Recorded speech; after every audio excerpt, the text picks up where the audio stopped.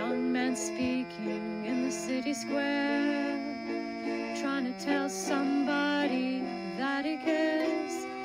Can you blame the voice of youth for asking what is true?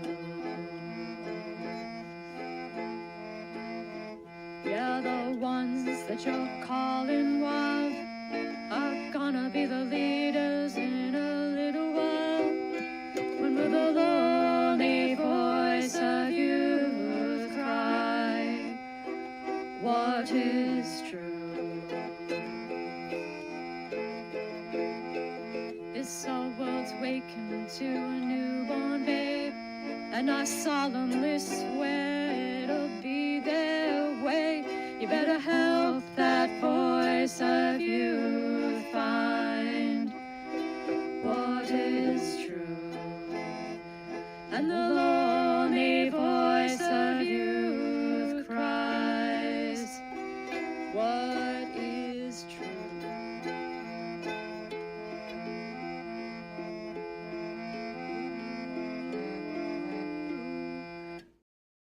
All right. Welcome back to another pirate live stream. I was out last week at a funeral, so could not live stream. But I'm here now. Unfortunately, I'm sick as a dog. So we'll see how long the live stream lasts. But I've got my Muppet cup. Have you considered? Have you? And of course, it's full of some Sam Pell. It doesn't hold the whole bottle, so. And then, of course, I got my Table Rock tea. This is masala chai. It's not really tea, it's chai.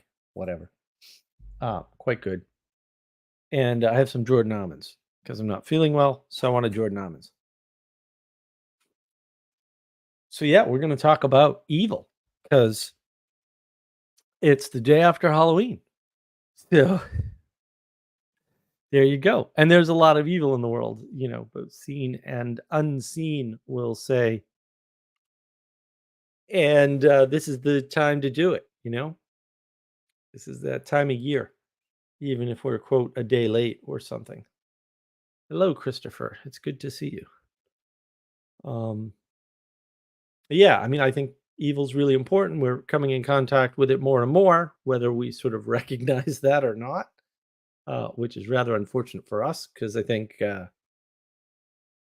we're coming in contact with it more and more, and we're not really hip to that fact yet, which is rather disturbing. And that's part of the problem. A lot of it is seeable, but not seen. And I think that one of the biggest problems with evil, one of the reasons why we're not seeing it, is this middle out thinking is fooling us. And of course, I have a video on middle out thinking. It's individualistic, right? We're looking from ourselves outwards into the world, and we're projecting what we want to see there rather than what's actually there. And if we don't want to believe that the people in our tribe or our neighbors or our family members or our political parties are not evil, we won't see them doing evil things, even while they do them in front of us. And this individualistic thinking doesn't make any sense, right? The big issue here is that if you were good at reasoning, you would instantly realize that individualism is bunk, that middle out thinking is prevalent but stupid. And that has to be true, right? Like watching people like, say, Sam Harris, I have a couple videos on Sam Harris, talk about the world. He's reasoning from his, quote, consciousness, whatever that is, because actually nobody has a definition. So that's important to know. Nobody actually has a definition. They're not going to give you one because they don't have one. And they talk about the world as if it's them out to the world. One way, single relationship. And that's evil. because it's not the world, and you're reducing it.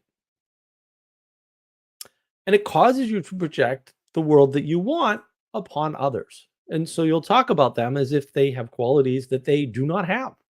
And that puts a lot of pressure on those people. So that's not good for them. Uh, you may want them to have those features, but or qualities or whatever, but they don't. And they're trying to live up to that because we outsource our sanity, as Pastor Paul says.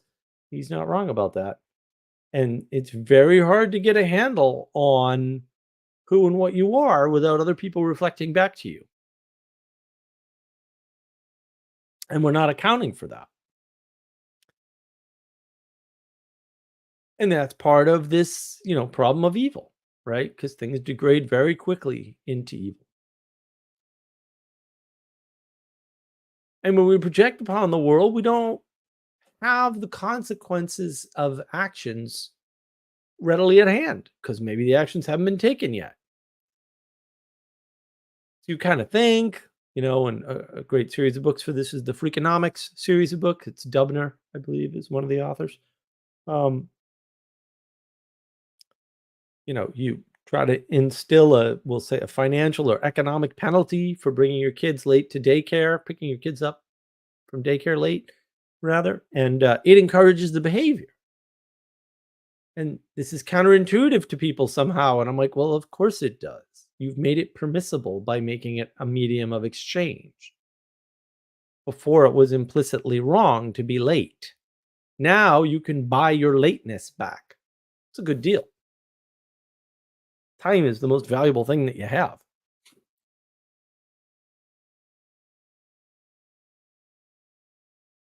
Oh, Levitt. Thanks, Don. Yeah, Dubner and Levitt. I can never remember Levitt for some reason. I don't know why.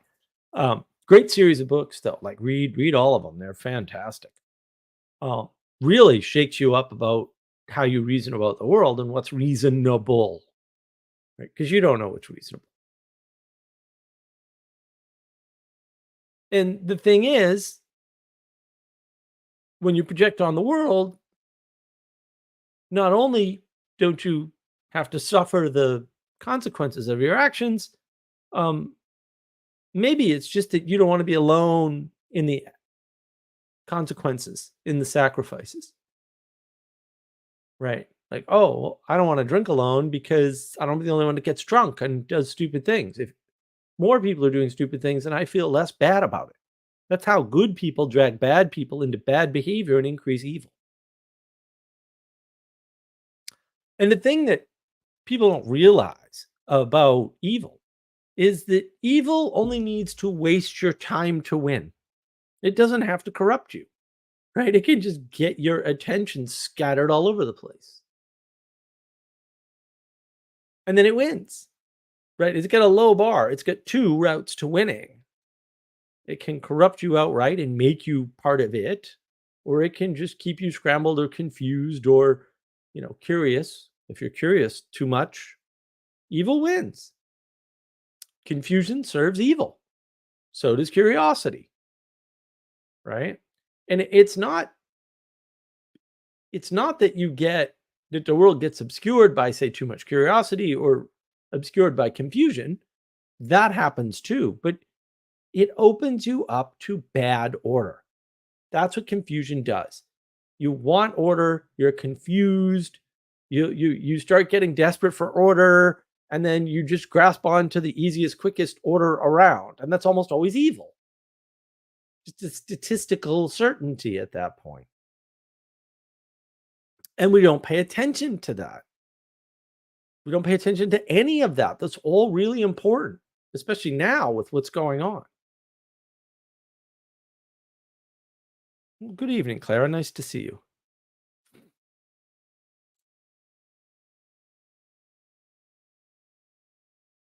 The discernment not being here anymore, our inability to discern even what's going on, right? Good and evil for sure, but like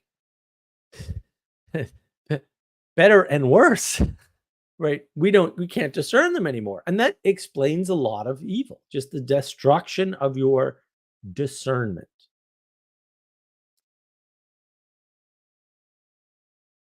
And we can't discern things. So I'll give you, an example. A hero can go on a journey, but journeys do not make the hero. Heroes are born. People can do something heroic, but that doesn't make them a hero.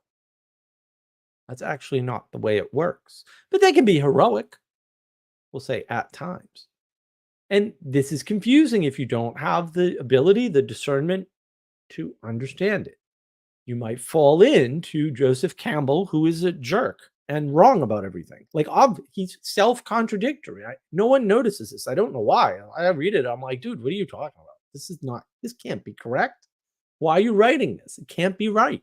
It's impossible. There's no hero's journey in the way he talks about it. First of all, myths don't have single characters. That isn't how that works. Every quote hero has supporting characters. I mean, the hero and the sidekick, right? That's what the trope was directly before this obsession with hero's journey, by the way. It was the hero and the sidekick. You heard it talked about all the time. It got made fun of in The Tick, for example. The Tick, I love The Tick. By the way, that's so funny. If you've never watched any of the Tick stuff on TV, it's phenomenal.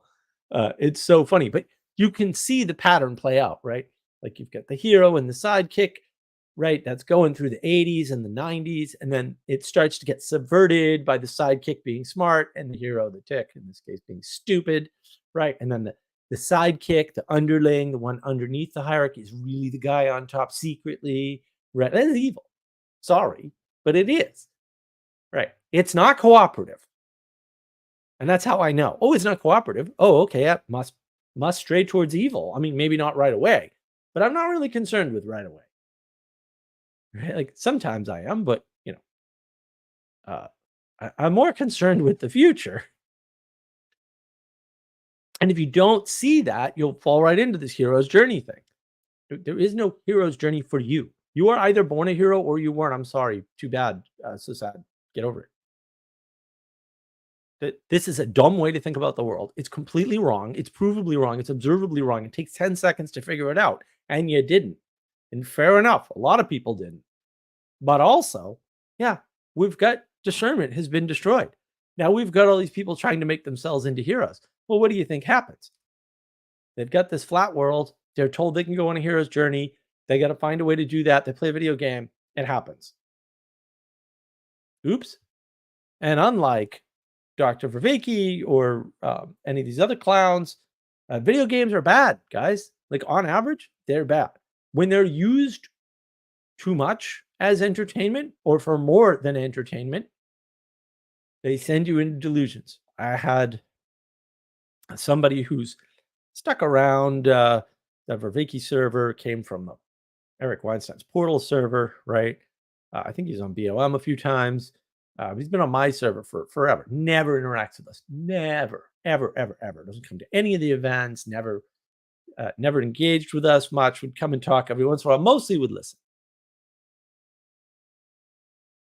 And the problem is that he started to talk, and he was drunk off his ass, and he was high as a kite, and we could tell on voice. It was bad, and he was stuck in a delusion.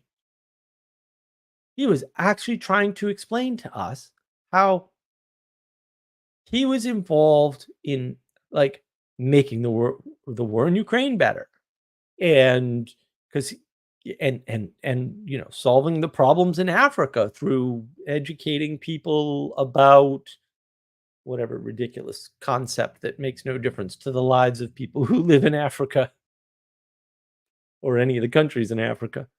I mean, he actually said he was, working with the DOD and the State Department and Special Forces. And I was like, yeah, but nobody does that. And if you did and you talked about it, they'd throw you in jail.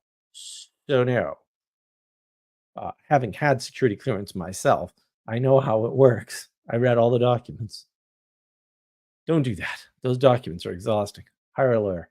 Um, look, I mean, you only get that from living in your mom's basement and playing video games in your 40s, which is exactly his story, unfortunately.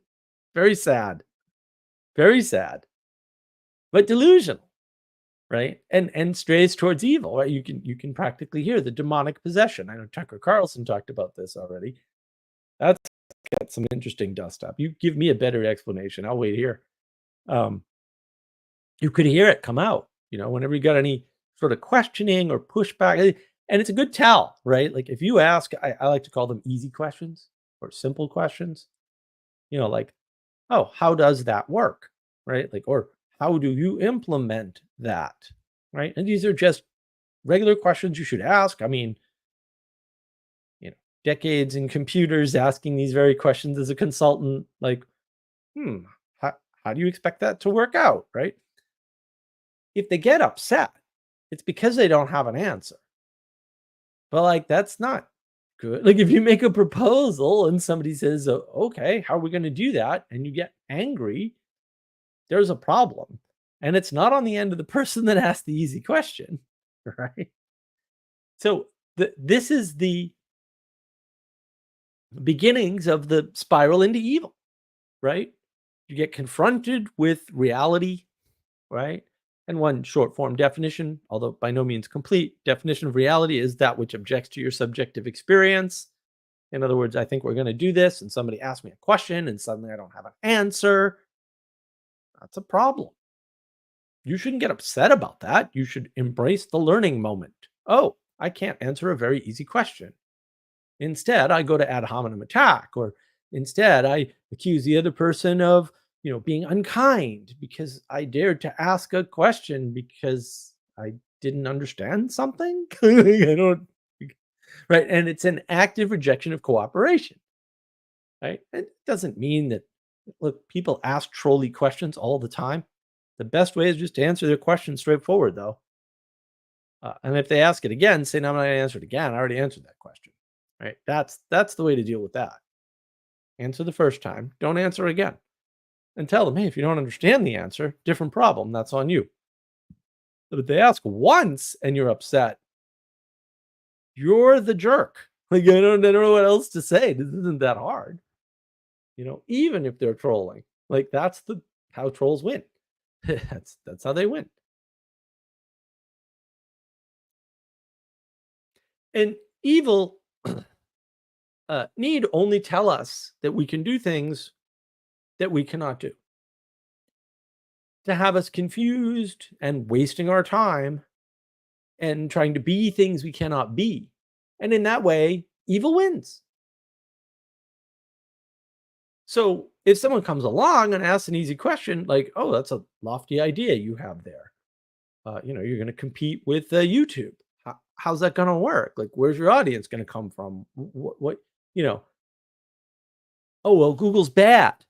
Okay, maybe. Oh, Google owns YouTube. Okay, sure. But you're not addressing the question that I asked. Not that I think it's impossible. I have my own ideas about this. They could be completely wrong, though, because they've never been tested. Uh, I've talked to lots of people who want to compete with YouTube. And I'm like, yeah, bro, let's do this because I'm up for a challenge. I don't know that it can be done, but I'd like to try. Of course, they never have any resources or money or ideas on how to do it. They just want it done. But now they're wasting their own time and mine. Evil confirmed. Very sneaky. It's an unseen form of evil. Just wasting your time trying to do things you don't have the resources to do or the ability to do or both. I've met so many people who don't have the ability or the resources and they just think they can do things. And I'm like, bro, you're not going to be able to do that. Not that no one will be able to do that, just not you. Just not you. And we tell people foolish things like, oh, yeah, well, if somebody can do it, then you can do it. And that's just not true. It's false. We're not equal. I can do all kinds of things other people can't do. There was a big dust up 2 months ago, maybe 3, something like that.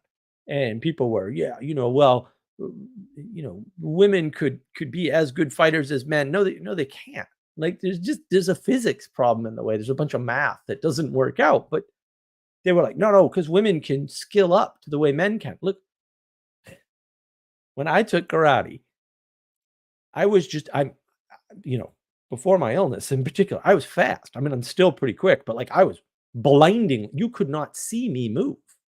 If I did not want you to see me move, you would not see me move. I could do that. And then I didn't know other people could do. I had no idea. I just thought everybody could do that because I grew up being told that everybody's kind of, pretty much the same. Little differences, not little, not even close. I had, not Bruce Lee speed because Bruce Lee, but, also pretty close. Like I was blindingly fast. So they'd spar me 2 belts up. I never lost a sparring match in my life. Not one or once, ever. Well, they're 2 belts up. They got all kinds of skills I don't have. But my basics, when my basics were down, that man. And if you're just fast, skill is not going to beat fast ever. It can't happen. So sorry, bro. You don't need a skill match. It's not true. But if we waste time, rising up the ranks of whatever, and then we're just not good, we've wasted our time. Maybe that's okay. Like, I mean, you got to try stuff and fail in order to figure out if you can do it. Yeah, sure. But also, you got to have a cutoff point. Like, oh, I'm at the pinnacle. I need to figure out what to do. Do I, try to keep going? Am I blocked on something? Am I just not listening to people? That might be a hint. Or are people just basically like not even giving me a place to go? In which case, I'm at the top and I got to do something else. There was a time when I was like, I'm gonna be the best programmer in the world. I'll tell you what happened. He's a little hard to find, but you can look him up. Very early on, I ran into this guy, Matt Dillon, not the actor, obviously. And I said, well, I don't even know what's going on there, but I know I can't do that. And he's just a way better programmer than I will ever be able to be. Right? Like just flat out. Like this guy probably thinks in C code, and I cannot do that. Just okay, different goal, right? Like, okay, that goal's not happening. Let's do something else. Not a big deal. It wasn't a big deal then, because I don't know. I've always been pretty easy about those things, and I continued on that path. I was never going to be that good, and he was always going to be better than me. He started earlier. He's older, right? Like, just it wasn't going to happen. And acknowledging that did me a lot of good in life. And I've had to acknowledge that about a bunch of things a bunch of times. That's fine, right?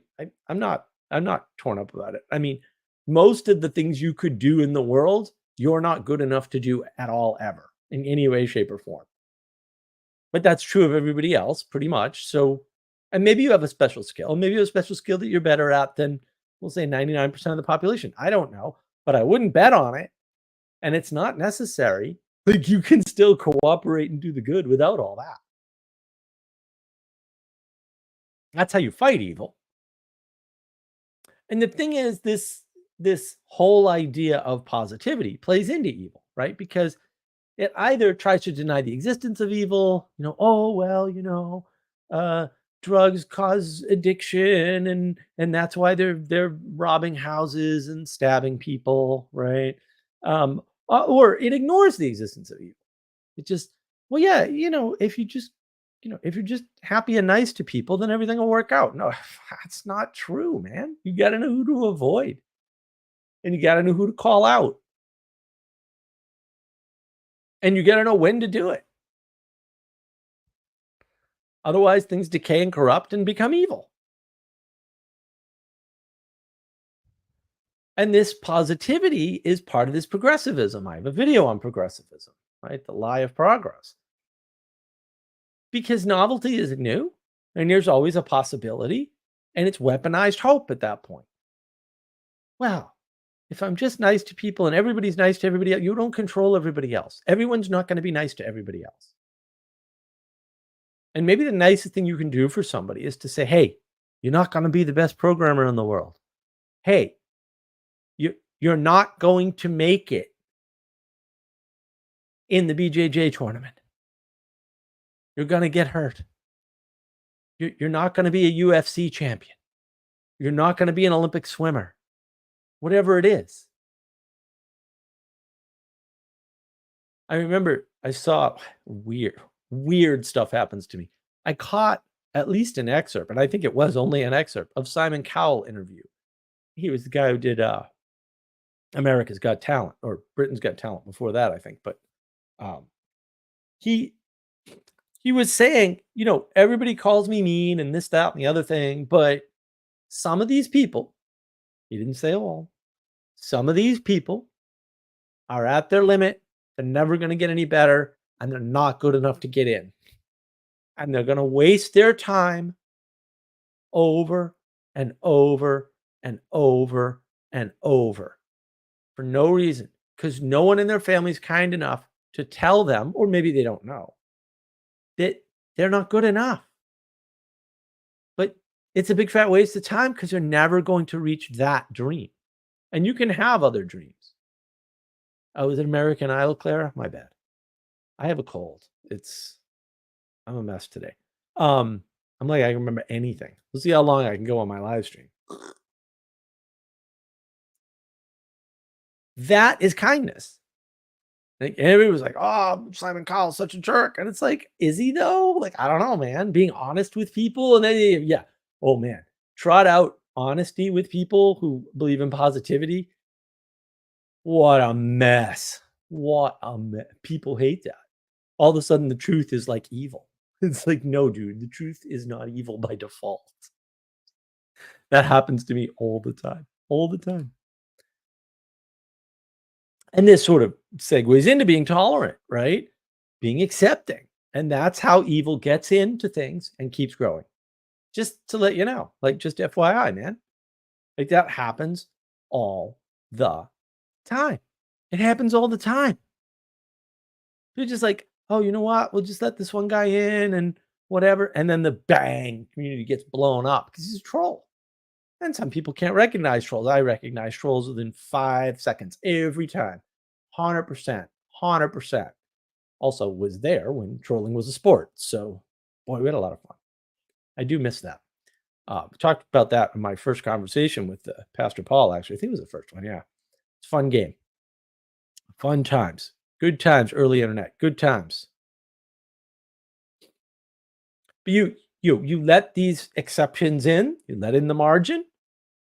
And you have to account for the margin. You don't have to let the margin in.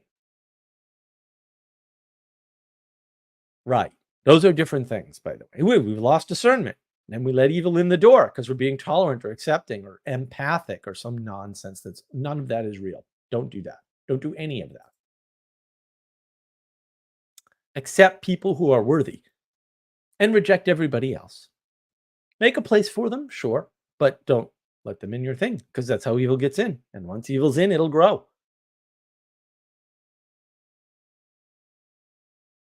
And one of the things I see that people will say missing, is these discussions of emotion. You won't hear these philosophical heavyweights, if indeed they are, talk about emotion very much. They'll mention it passing, or, oh yeah, of course, emotion's important. And they might do that. But what if emotion's always outside of you, either below or above? So you need to pay attention to that to avoid evil. Well, what if that were true? What if there's an aspect of, we'll say, anger that is positive because it comes from above? And then there's an aspect of anger that's comes from below, that's negative, that possesses you. It controls you instead of you controlling it. Those who have swords but choose not to use them, indeed. What if that's different than those who use their swords because they get angry? And that trope is everywhere. Everywhere. I mean, you even see it in the Star Wars prequels. It's everywhere. Right? You can tell evil very easily. It's not that hard. We're just not doing it anymore because we don't want to live in a world where it could get us, or we could be part of it, or we could unknowingly be part of it, or we fail to stand up to it. Yeah, I get it. Also, too bad. Uh, One of my favorite sayings that I've been using for decades now that Pastor Paul really liked, because I know he did because he wrote it down. He's used it before. Christians are for lions. Christians are for lions. That's right, Froggy. Get in front of one today if you're claiming that. Identification for yourself. How they squeal when you say that, by the way. Oh, yeah. Oh, yeah. Well, I have a family and blah, blah, blah. Piss off. Don't care. You signed up. That's your framework, not mine. I don't identify that way at all. Also, a lion comes near me, I slay a lion immediately. Uh, Ain't none of you seen that. Ain't none of you wanna. Put it that way. And what if the manifestation of a thing in the now, like in the moment, doesn't reveal because maybe revealing takes time, or maybe some emanation from above or something. Um, Goodness, right? What if the goodness is not just revealed in a manifestation, in an emergence, right? The goodness by itself is not there, and you project the goodness into it. Oh, a thing happened, and therefore, I'm like, yeah, things happen all the time, bro. Like, what? I went to the concert and I had a wonderful time, and I felt, connected to all the people in the stadium. Yeah, maybe, but you're a lunatic because you're not connected to all the people in the stadium. Like, I don't know what to tell you. Like, that didn't happen, but you felt it was good. I go to concerts. I went to ELO not too long ago in Boston. It was a lovely concert. We had been before that in New York City, which is an even better trip. Um, it was wonderful. Yeah, I mean, ELO's awesome. Great music, sure. Fantastic. Got to go with my uncle, right? Wonderful. Had a wonderful time. I mean, but I didn't feel connected to everybody in the stadium. That's absurd. Was it good? I don't know, man. We wasted a lot of time. I'd do it again. It was great entertainment. It was a wonderful experience. We talked to a bunch of people in line because we were in a line that was about as long as the city of Boston, roughly, give or take. Why, I don't know. I mean, Madison Square Garden, we were seventh in line. We got in immediately in New York. I don't know what they did to the Garden, as we call it, but they screwed that place up. It didn't used to be like that. I've been there before. It was never like that. I had some wonderful little conversations with people. I'll never see them again. I don't live there anymore. I hardly ever go to Boston, even when I go up to Boston. In order for me to go to Boston when I'm up in Boston, I have to fly into Logan because I'm not driving in there on purpose anymore. That's for sure. The traffic sucks. But the manifestation seems good. And there's the potential for goodness everywhere, but goodness requires cultivation. And mere cultivation doesn't make it good. I mean, you can bear bad fruits if you do everything right. Like that, I don't know what to tell you about that. We live in an imperfect world and we're imperfect people, and that sucks. And Cain and Abel much? I don't know. I don't know why this is hard for all these people claiming this. They've read this book. I'm like, I don't think you read the book, or you didn't read it right, or something. And I heard this recently on a live stream. I guess it was yesterday. I'm having a hard time with time because I have a cold and it's actually affecting me, which, that's been 4 years. That almost never happens. This cold's lasting 24 hours. That's like fantastically unusual for me. Even with my immune system illness, colds usually bounce right off of me. But this idea that, all gathering is good. All gathering is not good. I mean, mob mentality is a thing, right? Where two or more are gathered is a bad formula for anything except evil. It's very dangerous. Very dangerous. Right. Picking and choosing your biblical passages should be done with care. And this is why people shouldn't be allowed to read the book by themselves, because they'll leave out the in my name part, which is the important part, right? That's the relevant part, relevance realization for you Vervakians. But apparently, if two or more are gathered is correct, then the pagans had it right after all, right? Which might be why the Protestant heresy is just a form of paganism. Emergence is good indeed, except it is clearly not. Right. Yeah. Just getting a group of people together is not a great thing to do, especially without TLOS, a final cause. So you don't have a final cause, you got problems immediately already, just right off the bat. Kind of important. And people aren't paying attention to it. They're not discerning what's being said. Because often what's being said is very, very clear. Like people are not hiding the ball. You know, when somebody says, "Oh, we want to facilitate immigrants into this country," Europe's finding out the hard way. Oh no, no, they meant it, and now we have a bunch of immigrants in our country, and we're going through the same thing in the U.S. It's like, well, yeah, but they told you they were doing that, and you just kind of sat around and didn't do anything about it, bro. So like, you're just not discerning evil. Like, you're being positive about it. Oh, well, the more the merrier. We have more people gathering. It should be no, not on average. No. So I mentioned I had a cold, so pardon me. I'm backwards today. My nose is running and my feet are smelling. Do not ask me why I love that joke, but also I love that joke. And there's a lot of emergencies good running around. Listen, you'll hear it. You'll hear it. Vervaeke uses it all the time. It's his whole argument. It's Peterson too. That's the only argument they have. Middle out thinking emergence is good. It's the only argument they have. They don't have anything else because science is flat. But this reduction of the world, this flattening to single values, right? Like honesty, right? I hear a lot of people say, "Yeah, but they're honest." It's like, oh, okay, there are honest serial killers. Like I'm not quite so impressed. Like I don't. Okay, someone's honest. It's a good start, I guess. Maybe. Also, could be meaningless, right? Or how about truth?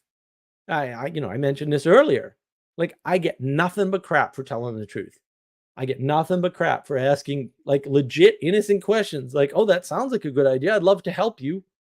What can I do?" "Well, you're mean." Like what are you talking about, bro? I'm trying to cooperate. "Oh, that's right.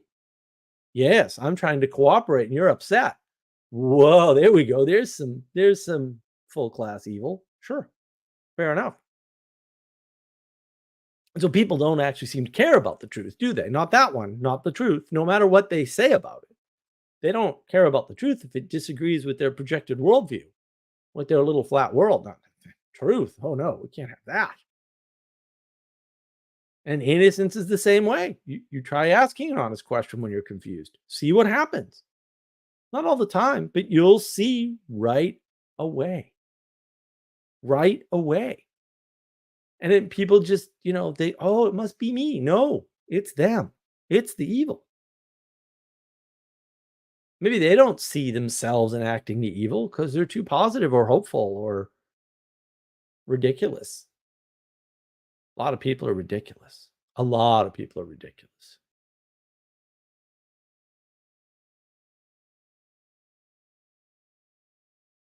Other people will use loyalty. Oh, okay, someone's loyal. That's great. Are they loyal to Satan? Because, like, then I have a problem with their loyalty. I'm just saying. Are they loyal to their political party and not to their family? That might be a problem. Are they loyal to Russia, but they're not a resident of like Russia? That might be like these are not goodnesses in and of themselves. This is the flat world. This is the reduction, the compression of the world. And this is happening all the time. And it's evil. Like it will lead to evil, even though it may manifest something that looks good in the beginning. Sure, lots of things look good in the beginning. Everything looks good in the beginning. No kidding. It's full of hope and potential and possibility, and good things could happen, but we don't have leaders. We don't have people willing to cultivate. We don't have people willing to make the sacrifices to make sure things get done correctly and get done well. And that corruption, which is inevitable, right? You can't build a corruptionless system or a system that doesn't instantly corrupt. Those aren't options to you. Corruption isn't held in check. You have to hold it in check. You can't do away with it. but you've got to hold it in check. Someone has to do that work. They will not be popular for it. That's for sure. And the thing is, Sally Joe nicely reminded me, if the results are evil, the method, the philosophy, whatever, doesn't really matter much. Like you should throw it out. Heidegger, great example. Heidegger becomes a Nazi. Fair, okay. Obviously, that philosophy is evil. That wasn't hard. Was that hard? That didn't seem hard to me. Like, why? We see the results. Okay. Becomes Nazi. Philosophy obviously can't prevent him from becoming a Nazi, seems to steer him in that direction. Maybe I won't touch that philosophy because either I don't understand it because I don't understand the outcome. Uh, that seems fair. Or I don't want to become a Nazi. Fair, right? Um, and it's logically untenable to deal with Heidegger at all. You should throw out all his work immediately. This isn't that hard, guys. We have an evil outcome. If you were smart enough to know what of Heidegger's work was good and what was bad, then you would derive it yourself and not need the rest of his work anyway. And if you can't do that, you probably almost certainly can't tell the good part from the bad part anyhow, in which case, throw it all out. It's not that hard. Like, why are we dealing with these people? Also, any philosophy that doesn't talk about children is not a philosophy. I'm just saying, it's an ideology, right? That's Nietzsche and Heidegger and pretty much everybody past Plato, right? Let's be honest. And that's the thing. It's not. You can look at the outcome and then figure out what it is that you should engage in. If the outcome was bad, don't engage with it. Don't encourage evil. Don't try to redeem the evil. Oh, I know. I can save Heideggerian philosophy from itself. Maybe you can. Would you? Sure, no one's going to corrupt your work to build, whatever the next Reich is. What are you doing? And why are you bothering? Grow a bean. Like, go on a bike ride. Saving your environment. Like, what's going on? And that's the thing. All right, let me catch up on all of this. Don, Cowell did a lot of people a big favor. Yeah, he did. Claire, tell us more about the trolling as a sport. Claire, you should see my talk with Pastor Paul Vanderclay. It's probably 3.5 years old now. Good joke. Thank you. Thank you. Excellent. I'm appreciative that you appreciate my jokes. John Barleycorn was killed by a serial killer. Really, Anselman.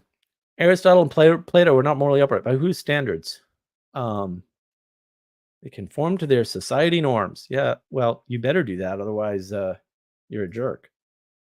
If you follow Diogenes, I don't know how or why you would do that. You'd end up living under a tub in the middle of the street. Yeah, some people should do that, though. I have a list of people I'd like to live in a tub in the middle of the street. If I can make that happen, that'd be great. But this is the problem. Like,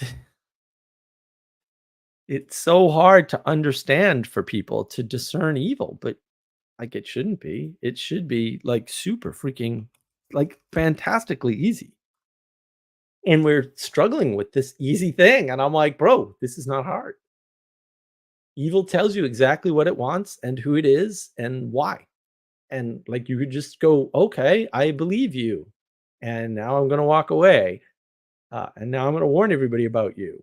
Right. Even if you're not going to take, we'll say, a real action in the world. So actually, I feel pretty good. So if somebody wants to jump in, I don't know how much energy I actually have. I've been napping most of the day though, so I could do this. So feel free to hop on in while I try to clear up my nose.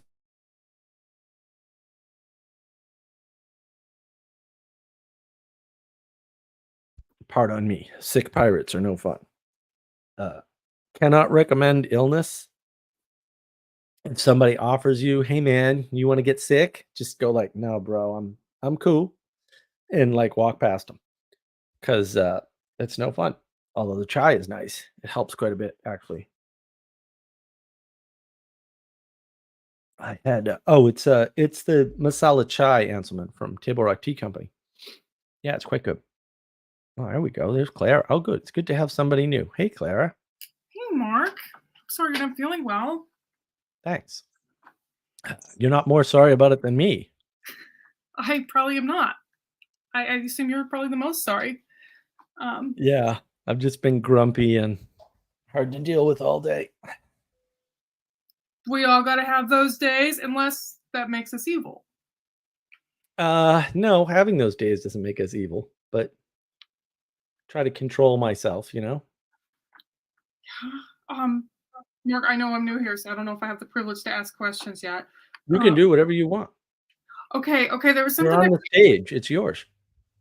you just said here that kind of rubbed me the wrong way, and I just wanted to ask about it. See if I could get some clarification here. Um, I got the impression from something you said that immigrants are evil or something along those lines.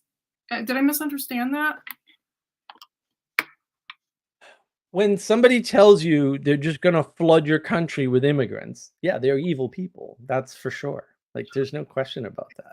People letting or flooding. Okay. So it's not immigrants themselves. It's that's what you're No, saying. and look, they do that. They do this compression trick to you, right? They say Mm. immigrants. So let me tell you a story. I was walking down the street in Cambridge one day over by MIT, and I ran into a coworker. I said, "Hey, man, what's going on? You know, you left where we were working together." And he started telling me this story. He said, "Yeah, you know, I couldn't stay there. They were taking too long to get me my visa." And I'm like, "What?" And he's like, "Yeah, I had to go to what was it? I can't remember the name of the project anymore. It's in the fog of my cold. But it was the Human Genome Project, the original one that did all the gene sequencing. He was part of that. He also told me, "Oh, we're halfway through, and we know that everything that we said we would be able to do, we lied about." He started to do the math and realized genetics wasn't going to explain any of the things they said in the grant that they were going to be able to explain at the end of the project. That's a lot of projects, Mark. Yeah. That's most No, projects. it's most projects. I mean, sure. But like he started telling me about like, "Oh yeah, well, there was a snafu in trying to get me in the country." And I'm like, "Bro, you've been here like 10 years. Like, what do you mean get you in? You've been working in this country for 10 years." He's a Mhm. published scientist in Nature. Yeah. Back before nature became evil, by the way, because it did, right? Like, this is before it became evil. I'm like, "You've got a freaking PhD, you've been working at one of the top genetics companies in the world, and now you're on a government-funded project, and they're not letting you into the country? What are you even talking?" I don't even understand what I'm hearing anymore. Meanwhile, where I grew up, Mm. they were giving immigrants $10,000 to come in from, Cambodia and Laos. Well, I mean, it's kind of like there's berries that rot in the fields if we don't have people who are willing to do that type of labor. But those people are not immigrants, they're migrant workers, and they go back home. Right. See, nobody tells you that. Nobody says there's legal immigration and illegal immigration, and all we care about is illegal immigration. And oh, by the way, while we're increasing illegal immigration, we're making it harder for legal immigrants to get into the country. Nobody ever mentioned that to you, by the way. That happened in Europe and it happened here. And that started in the 90s in the United States. And I know this for a fact, and you can look it up. And that's the trick: immigration. Well, that doesn't mean anything. What kind of immigration? Who's immigrating from where? That kind of matters a lot. And we've made this mistake before. We made it early on with Cuba. You can look this up. This is a great piece of history, right? So we go, "Oh, I don't know, we're going to get Castro. We're just going to take anybody that wants to leave Cuba. Anybody." So what does Castro do? He closes the borders, makes sure nobody can leave the island, and then literally opens the door to the prison and gives everyone a boat. And then you get the movie Scarface. No, really. That's actually where, like, it's a biographical movie. That's where it came from. That's what happens. We know this. We're 100% sure of this. We've done the experiment. The results are in, right? And so, sure, if you compress it to immigration, it sounds like oh, well, why wouldn't you want people in the country? But that's not what they're doing at all. They're compressing the word immigration, increasing the bad type of immigration that they know is bad and decreasing the good type of immigration that they know is good on purpose. And they know they're doing it. There's no question about it. I've talked to them. They're 100% on board with this. They're just evil. My question there, who's the they, right? Who's it's sort of this vague power. Go look at who's voting for what, man. Like, I don't keep a list. You can see who votes which way. Sure. Okay. Yeah, Okay. So it's not hard. Like, this is all public information. It's just but when you a few minutes of research. Yeah. Okay. Mark, I don't need to make the judgment for you on something you can research independent of me. Sure. Right. So when people use the word objective, for example, just throw that word out. That's a garbage word. It doesn't mean anything. What they're usually referring to is independent. Right. So independent of my opinion, you can go and look things up, like who's voting on what kind of bill, and who wrote the bill, and who sponsored the bill, and which lobbies lobbied for the bill. There's a list. It's a good place to start. Well, and then the next layer is like the media and how people are talking about, how people are spinning the story, right? Because most people don't have that kind of spirit. But here's the problem, and here's where everyone gets wrapped up. Okay, CNN in probably 2010, probably around the 2010s. Sure. CNN reported, because I was watching it at the time, that journalists have the lowest IQ of any profession. They reported that. Is that true? It's something I already knew. I already knew that. I knew people who went to college. I talked to them about it. They're like, oh, yeah. If you can't make it in engineering disciplines, you go into journalism or astronomy. Oh, okay, fair. It makes sense, right? You know, you can't make it in school. Your grades aren't good. You go into one of those two professions. There are some exceptions, right? But by and large, that's right? They did a study. That was the study. Yeah. Those who can teach Jim. Exactly. I mean, all of those things are real, right? But to a degree, Mark. But this is the problem. Like, that means they're stupid and easily manipulated. Okay, well, that's what it means. Measure IQ does measure. And then they report immigration because that's the word they're given by the quote smart person who's manipulating them usually. Sure. And then they end up wrapped up in evil because they don't realize what's going on. Okay. Right. Yeah. Right. So, like, are they evil? Well, they're contributing to the evil. Like, are they generating the evil? No, but I don't care. Like, I'm trying to reduce the amount of evil. I don't care if you're causing it or if you're just perpetuating it or if you're stumbling into it. I'm a pragmatist. None of these things matter because they're not knowable by me. And I also don't need to know them. That's the other problem. We need to know this. You don't actually. There's a lot of actions you can take immediately with the information you have, and then maybe take other actions later after you've done some research. And no one likes that answer, but also, right? Anselman, Clara needs to research the matter. Real investigative journalism seems to have been shut down. Yeah, that's right, Anselman. It was years and years ago. And unfortunately, even the BBC, man, I used to really rely on the BBC. And boy, did they just get completely train wreck corrupted, like pretty much overnight. And it was shocking to me. Media take the establishment. Well, look, the media has to do something because they're a centralized point. And I know everybody's big on decentralization. Decentralization doesn't work at all. Sorry. Because you can't cooperate in a decentralized environment by definition. It's actually impossible. They talk about Bitcoin. It can't be done with Bitcoin. Like, they've tried it. It has not worked, right? It has not. With ongoing experiments still failing, kind of a hint, can't do it, right? Things have to centralize somewhere. And that's why, and I have a video on the fall of the Fourth Estate. Everybody should watch it. It's great. I think that's probably my best single video in terms of video quality. It's not my most liked content, but I think my early model videos are better. Because if you grasp that, you really start to see the world. Like the first, 6, 7 videos, not the in order, but the model ones. That video goes over the clear corruption of the Fourth Estate. Now, we don't have a Fourth Estate anymore, and that's a problem. But that's because everyone's been led down a bad path due to what I call the age of gnosis, right? That we're worshiping propositional knowledge. John Vervaeke calls it propositional tyranny. That's sort of where I got the idea from, right? We're worshiping propositional knowledge as the highest value. And so if somebody's, quote, wicked smart, as we would say in New England, like Eric Weinstein, who's actually not all that bright, by the way, they get listened to. And it's like, why? Like, what if they're bad people? What happened to the archetype of the evil genius, guys? Because that happens. It's like you're not even accounting for that because we've lost the fairy tales. Right now we're in Peugeot land. We've lost the fairy tales. Some really smart people are bad people. Mm-hmm. Like most serial killers have a way above average IQ. Like way above, like 120, 130, like in that range. Sociopaths tend to have a very high IQ. This is not a good measure for goodness, guys. Not at all.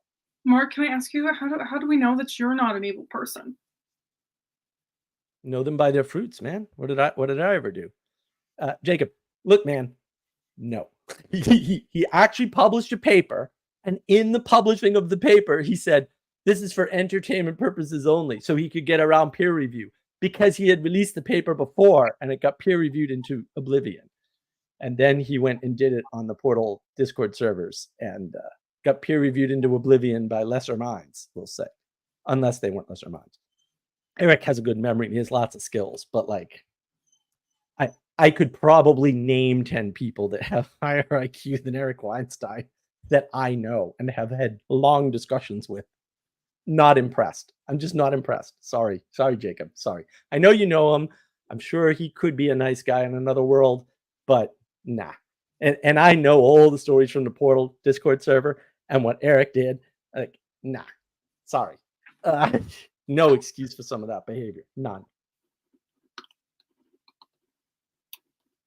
Banning people, all kinds of issues. That doesn't get you around copyright, right? You write something, it's automatically copyright under U.S. law. So if that's why he did it, then that didn't work because that can't be a way to work. Why is it inexcusable to ban someone on Discord? Can I ask? I don't know what the usual. It's not. I didn't. No. You're conflating a bunch of things. He did a bunch of things, right? And all the ban. It wasn't just Discord. Like he mass banned a bunch of people who were actually big fans of his. And I'm like, really, dude? Like really nice people that I know personally. I'm like, why did you get banned by anybody ever? And he's like, oh, I went in this clubhouse room and we all got banned. And I was like, what? That's insane. Why would anybody do that? Right. And that's the problem is that, well, it wasn't really Eric. It was his handlers or, whatever. I don't care. Like at some point you're responsible for what's happening, but he did blow up his own Discord server. And those people were really motivated to help him. They really wanted to help him. They really thought highly of him. And man, that just created a bunch of scarred people, man. They're pissed. Some of them are like angry to this day. I'm like, bro, like get over it. Like Eric's just got a big ego. So like, it's fine. Like chillax. Why would that be scarring? They thought they were working on something. They thought they had a leader they can trust. They thought he was a good guy. And then he basically betrayed them. And he did. Like, there's no question about that. Like the document is in. People have documented evidence against him and his wife for doing all kinds of shady things. There's no reason for that. Here's Jacob, defender of Eric. I love you, Mark, but you've got all your facts wrong. I don't know, bro. Seen the evidence, talked to the people. I was there for some of it. So I saw what Eric did. Honestly, I don't see why. He was horrible on Clubhouse, dude. Horrible to people. I was like, bro, why are you doing this? Those people loved you. Why did you do this to them? Eric is not a yeah, he's so do you remember his brilliance versus genius distinction? Not at the top of my head. I remember he made one. Yeah, so he makes he talks about how brilliant people are consistently high performers, whereas geniuses have higher variance, which means higher peaks and lower lows. Yep. And that's true. I think that also describes Eric. He has he's not perfect. Nobody is. Which, the brilliance or the genius? Genius. You think he's a genius? Okay. I think he's a genius. I think he has high highs and low lows. That's possible. But generally, I mean, I have not.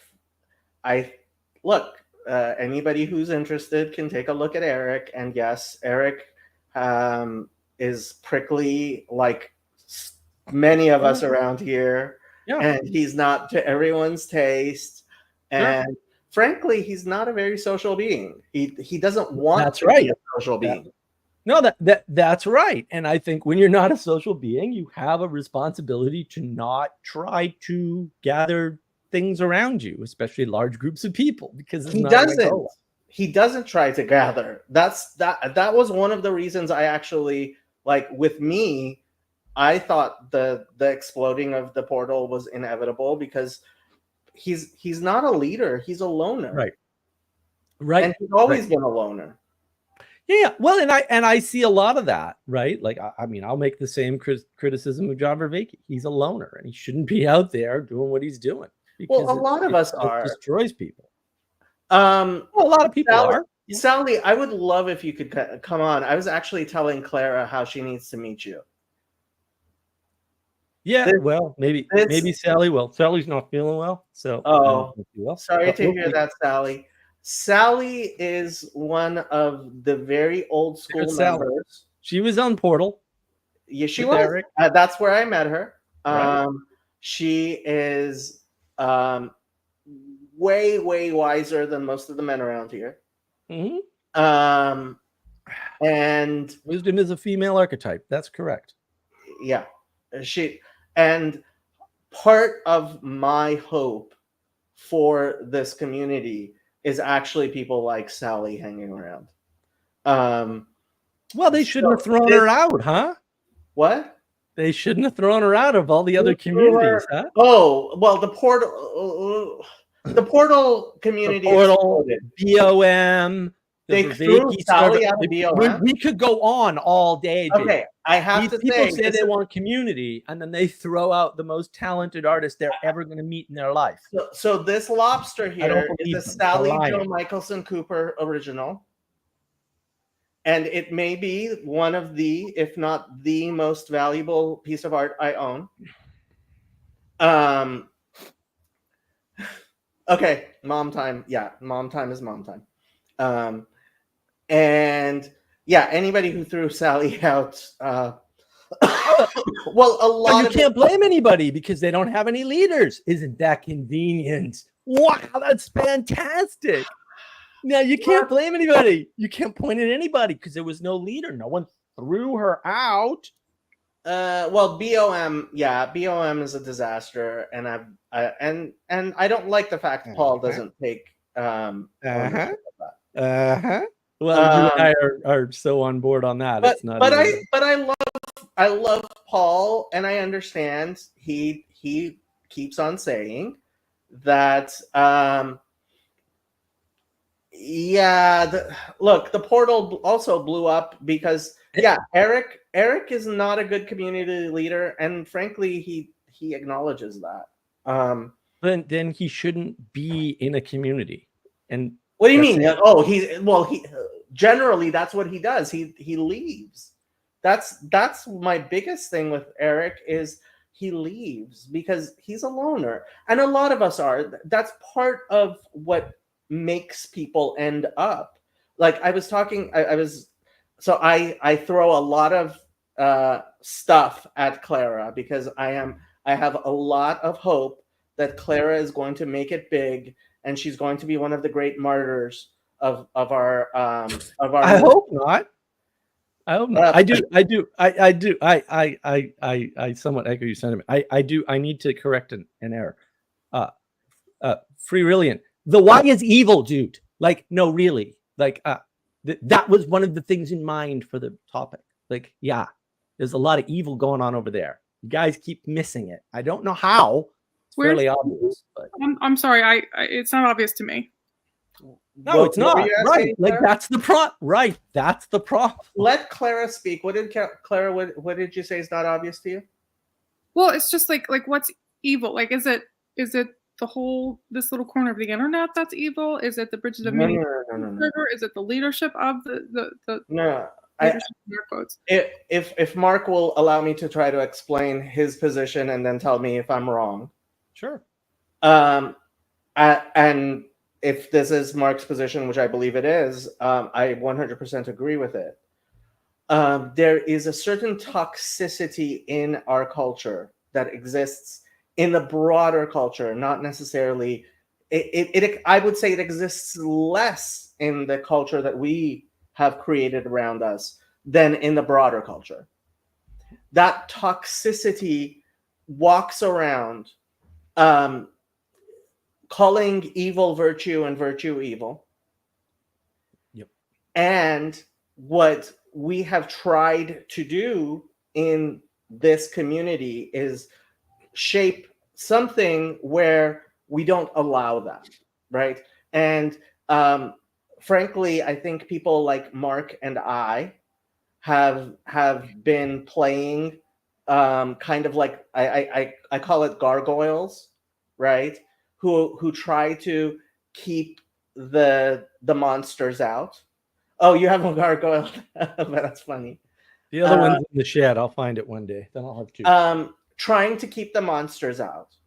And there are monsters. See, this is the thing. And like part of the reason why I think especially Mark and I gravitate toward the Jordan Peterson sphere as opposed to the TLC is TLC very much seems to believe that you can kill them with kindness and winsomeness and love thy enemies and all that stuff, which is beautiful and I love. And like Chezi is a beautiful example of that. Last night on Mark's stream, he was trying very, very hard to love Mark into being a decent human being. And I love Chezi for that. At the same time, there's a pacifism that is incredibly harmful and destroys communities, right, and allows bullies and evil people to dominate. And that is what we are trying to, in this community, create a new norm, which, as I wrote to you, I hope will be able to transfer back into real life so that we can create a new norm where the toxic evil that, frankly, I mean, when I call you a Nazi, and I do it in all lovingness, yes, yeah, it is because you are part of an evil empire trying to destroy humanity. And I realize you don't actually believe me when I you're like, Jacob, like that's a bit too far. Nobody I know is trying to destroy humanity, and I'm not trying to help them destroy humanity. And I realize you think you're not actually trying to help people destroy humanity, but I am also very hopeful, because you are an intelligent person I respect, that the scales will fall off your eyes and you will eventually realize that, yeah, you belong to like the National Socialists. Well, I agree with with most of that. I mean, the nice thing about Jacob is Jacob is excellent. A Nazi? Jacob's excellent at calling out good and evil. Like, he's probably the best around. Like, he spots them, and he's very, I would say, too kind to them, because I'm not. Very little patience, but he will work with people.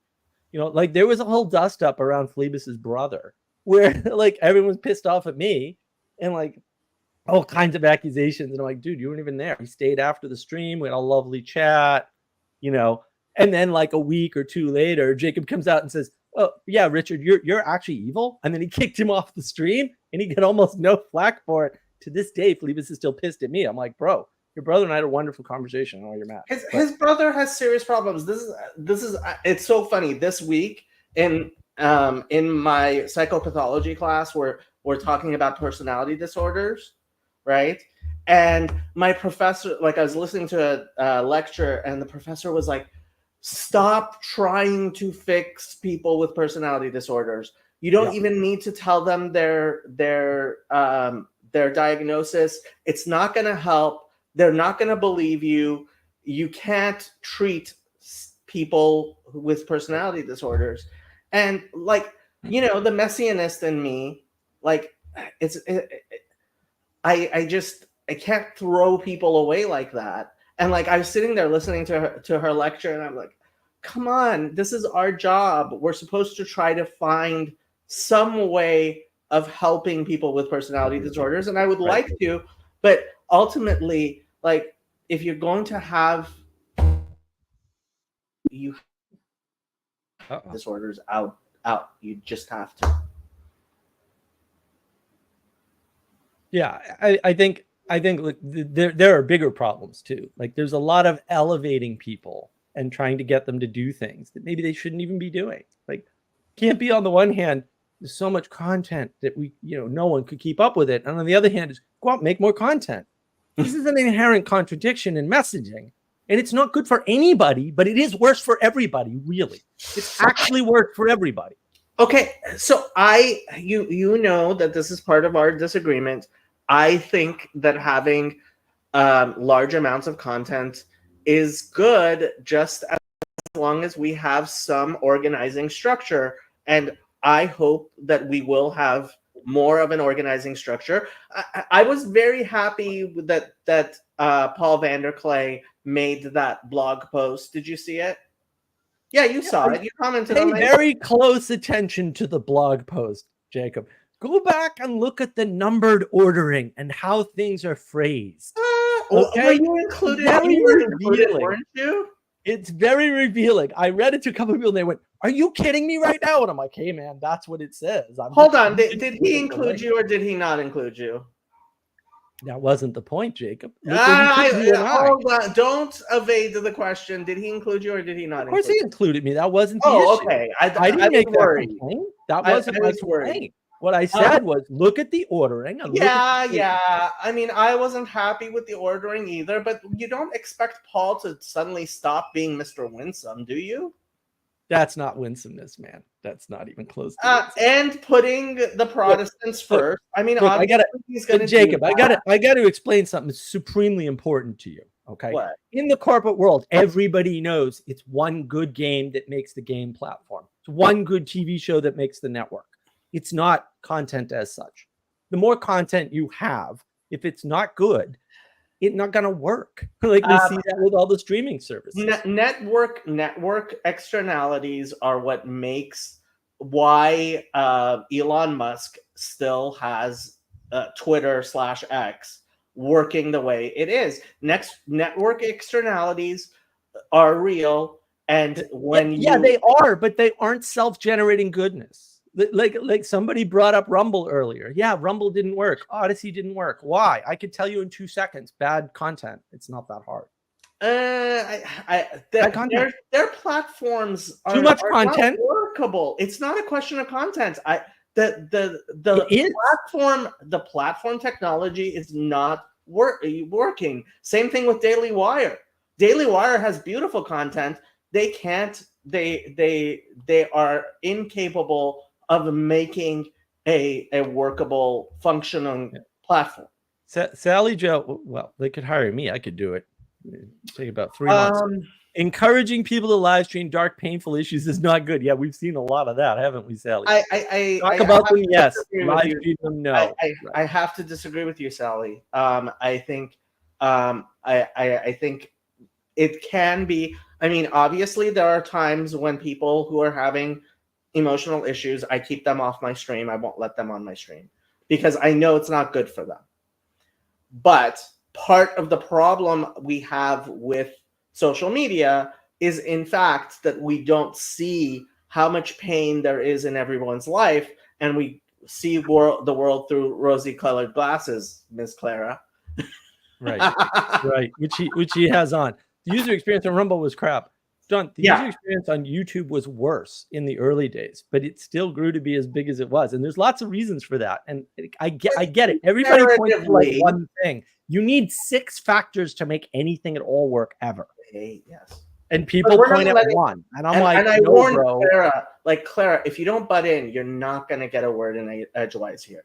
Mark doesn't let anybody speak. That's why I have to interrupt him on his own show. Interrupt. She was doing fine before you came around. Lots. Yes. I've said funny. You just are trying to get a word edgewise out of me, and I'm really interested in what Mark is saying. So brilliant. I need a blog ranking the monsters. Good luck. I wouldn't rank the monsters. I mean, call them out when they do bad things. John, separate from the content. Look, good content overrides bad user experience. There's whole freaking papers and books about this. If you want to go over this, it's right here. I pulled it up. It's up to you. We're gonna piece by piece. Yeah, we can go over it. Just go to number 6, right? It's 6, 7, and 8. I mean, the rest of it's fine. So you can go over all of it for consistency, but really it's 6, 7, and 8. What shows everything. Number 1 is Grail Country, obviously. Yeah, but hold on, you're scrolling too fast. If you want to go 1, 2, 3, look at how much content is in these items. Okay, I mean, what do you want to say? Grail Country, like the Golden Child? I don't get it. Is that the critique? That's not the critique. Now let's go to 2. Just don't scroll too fast. Look at how much content is in each of these. 1. Oh, okay. 2 is Chad. Right. 3, and a bunch of other stuff. 3 is Grizz. Yeah. 4 is Paul himself. Right. 5 is Clara. Wow. Right. Wow. Because I'm a lady. No, that's not why. No, that's not why. It's because you're at Notre Dame. He's using you to give himself. Credibility. Grail Country is monsters.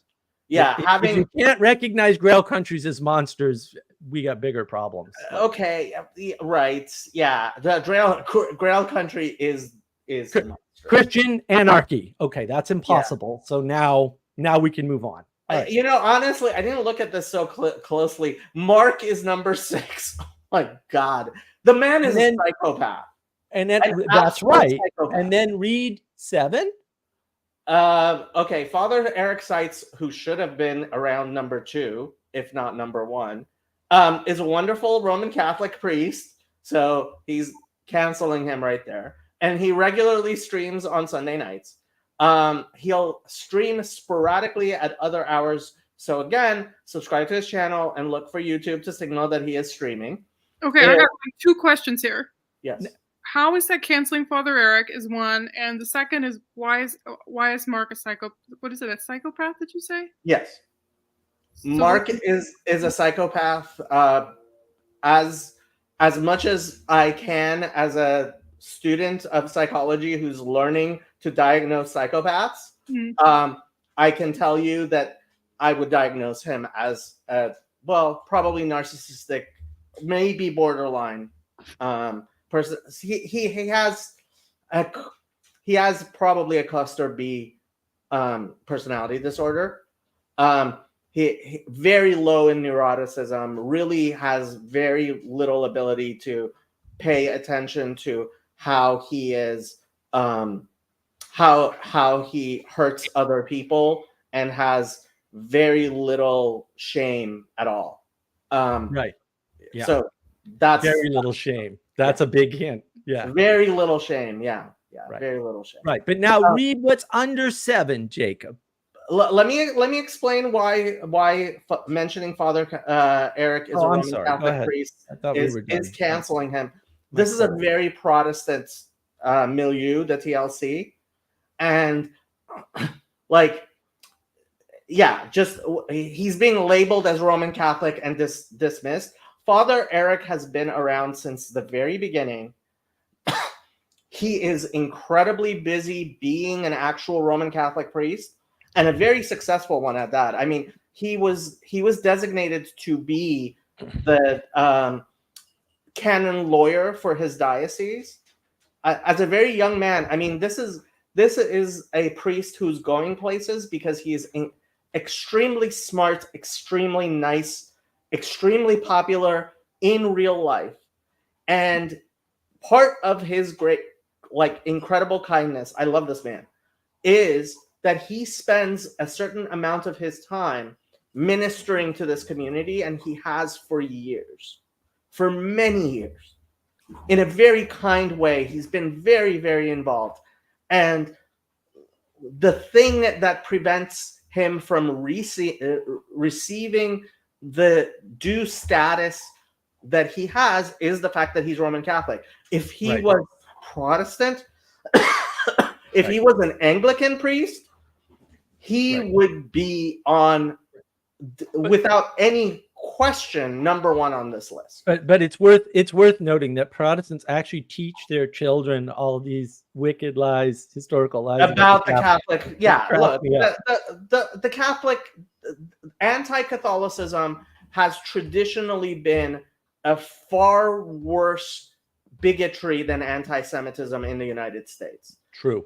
And it continues to be so in most places. Obviously not in mainstream society anymore, because being anti-Semitic is now mainstream. The Democratic back in vogue.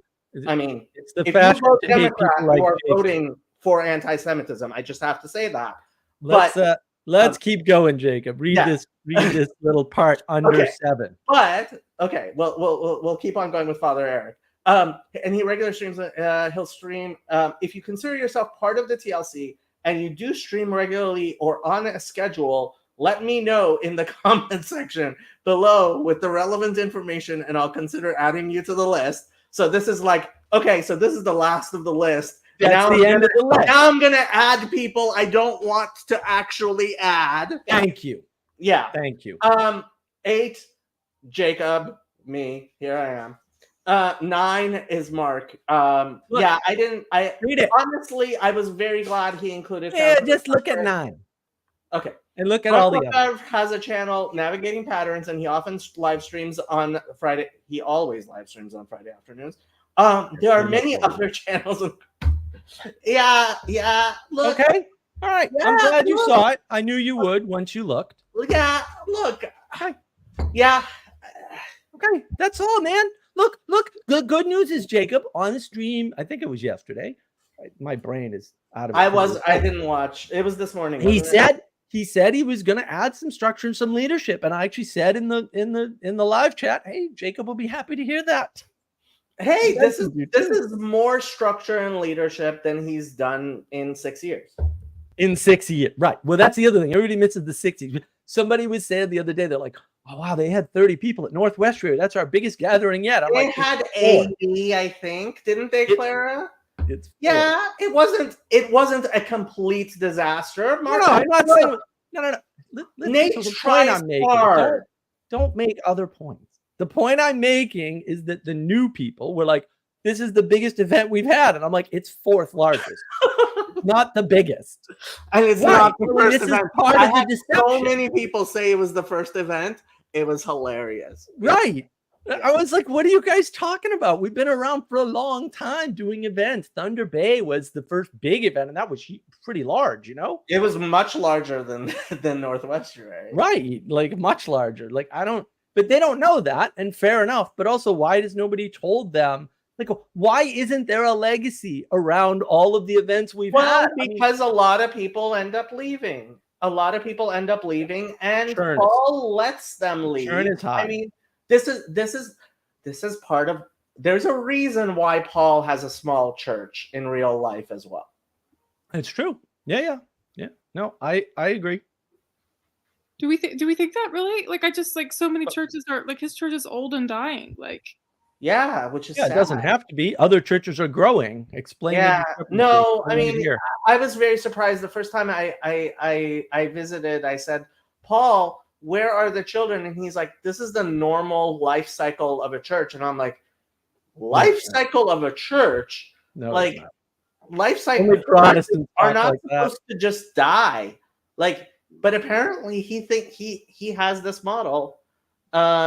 Sally says, notice where I am, Jacob, this year, illustrations for 2 other member projects. And Right. okay, yeah. I mean, he meant the participatory channels. You don't do live streams though, Sally. Although, look, yeah, he needs, and I said on my Twitter thing, I expect the screeching to be endless, and we're kind of screeching. We kind of Why are. why does Free Willian think that Father Eric does analytic philosophy? Like, I don't even know, like, what are you watching? He doesn't do Father analytic Eric's philosophy. analytic philosophy? Doesn't What? make any sense. I don't understand. Like, this is the projection. Well, Like, I where are you mean, getting that from? Father Eric is more analytic and Western than like the Orthodox, but like you'll notice the Eastern Orthodox weren't included at all. Like, That's right. No symbolic world, no Vervaeke people. Well, not that they have a group, but like, well, I mean, the Eastern Orthodox have moved on to their own thing, and frankly, we as Jews are moving on as well. yeah. And frankly, I think the atheists and the Catholics will as well. I mean, my Discord has become more of a Catholic Discord than Bridges of Meaning. TLC is going to become Protestant. I mean, it's just going to collapse. Yeah, the splitting will continue. Yeah, the splitting will continue indefinitely. It's going to be Protestant, and frankly, look, Paul is a Protestant pastor. Like, it is going to be a Protestant thing. Yeah. Sally's favorite thing: poverty is piety. Yep, and that's why they think that, right? But it's also the propping up of goodness. But Claire, let me ask you a question, Claire. Okay, what do you think? Let's suppose somebody comes on TV, right? And they say, on like a big news program or a TV show or whatever, right? So they're transmitting to an audience, right? To a relatively large audience. And they say, look, I know this guy. I like this guy. We should see more of this guy around. I don't know why he got canceled from his TV shows, et cetera, et cetera. Okay. And in the background, that person knows for a fact, the person just got up on TV, got them canceled from their TV show, right? Because this happens, right? This happens right now. So what do you think of the person that gets out on the TV and does that? So this is something we're seeing in this sort of sphere. No, I'm saying just stick to the example. You've seen this in society. You've seen people come on and say like, oh, this person got canceled from their job, from their movie, from their TV show, whatever. Oh, it's too bad. And then the person comes out and says, yo, dude, you did that. You were involved in that. What do you think of that person that made that statement? Right? I would call it virtue signaling maybe, right? But it's also a lie, right? Like these are not... Right. These are not good ways to act in the world. Well, guess what happens on Paul's channel with at least 3 people that I know of that have said to Paul, don't talk to this guy, don't have him on live streams, said to Joey, kick him off the BOM server. Of course, Joey laughs at people when he say that because I never violated any rules on BOM. So he was just like, I don't know what you're talking about. But those people are there and they're still there. And Paul knows who they are, obviously, right? He's getting the emails and posting them. He knows who they are. He's not going to do anything about it. He's made that clear. And I don't think he should. Like, I think that the snake should eat the snakes. I'm fine with all that. But also, that's what they do. Like, they do that. Like, whatever. Like, if that's your thing, go do that. That's fine. Paul relies on other people policing things when he should. And he likes to think to himself that that's him letting Jesus take the wheel when it's just cowardice and irresponsibility. It's irresponsibility. I mean, there's a clip. I haven't found it. We're working on some technology. And I love Paul. He's a nice guy. I love people who are really winsome. Well, I'm wondering here, like, is this different from any other church? All these kind of dynamics of like, people talking behind your back. It's not a church. Like, first of all, second, it's like any other Protestant church. It's not how a multi-generational church can function. Catholic Protestant churches are deeply dysfunctional. Right. Yeah, communities don't function that way for long. Yeah. and at some point I will find the clip. We're working on some tech to find this particular clip where Paul was talking on a live stream, and he said, one of my great fears is that Mark, referring to me, is right, and I don't take enough of a leadership role. See, he knows all this. Let me amend what I said. I said it's Protestant churches. It's Baptist and non-denominational churches which work this way. The Seven Sisters did not work this way. And that's why you have these places where the narcissists and the horrible people have taken over the denominations and they own the buildings. Right. What's going on, for example, in the United Methodist Church and like that stuff, like that's what you should expect when you don't police horrible people. And the best comparison with that is the studies that were done on kibbutz culture in Israel. I don't know if you're aware of those, Clara. Kibbutz is in people who live in these big places with like olive trees and communal life. Yeah. But what do you mean when you're so when you look at the hierarchy of kibbutzim, and there were a lot of studies on these, they claim they have no hierarchy because they live by Christian values, right? Marxism, right, is ultimately just Christianity, right? And what happens is you end up with the worst people being not leaders, except they're leaders, right? Right. They end up in positions of authority while claiming not to be leaders, and it destroys the community. That's well known in psychology, right? Leaderless groups are always taken over by psychopaths. Tons of experiments that show it 100% of the time. But the kibbutz theme, like there's a really good literature on this in sociology. Yeah, really good. But that's the thing. Pretending like you have a group and not leading it is making a leaderless group. And mob rules is a factor. I mean, I mentioned this in the monologue for a reason, right? Like all of these things are important. And it's not, look, I don't want to pick on, these little cults or whatever we're calling them this week, buckets, corners. I can't keep track, that overlapping buckets. I don't know, right? This is happening everywhere, right? And we're raising people up. Look who we're raising up. We've got this person who almost certainly has a 78 IQ. And is the vice president of our country and can't do. She's a lot smarter than she ever unburdened by the past consistently. She can't even do that. This is social aggression. She's playing a role. Kamala Harris is not stupid. No, she absolutely 100% is very low IQ, way below. No, she is incredibly cunning. She didn't get to where she is out of nowhere. She slept her way to the top. Everybody knows every social skill. Impressed by your ability to like look at someone and tell what their IQ is.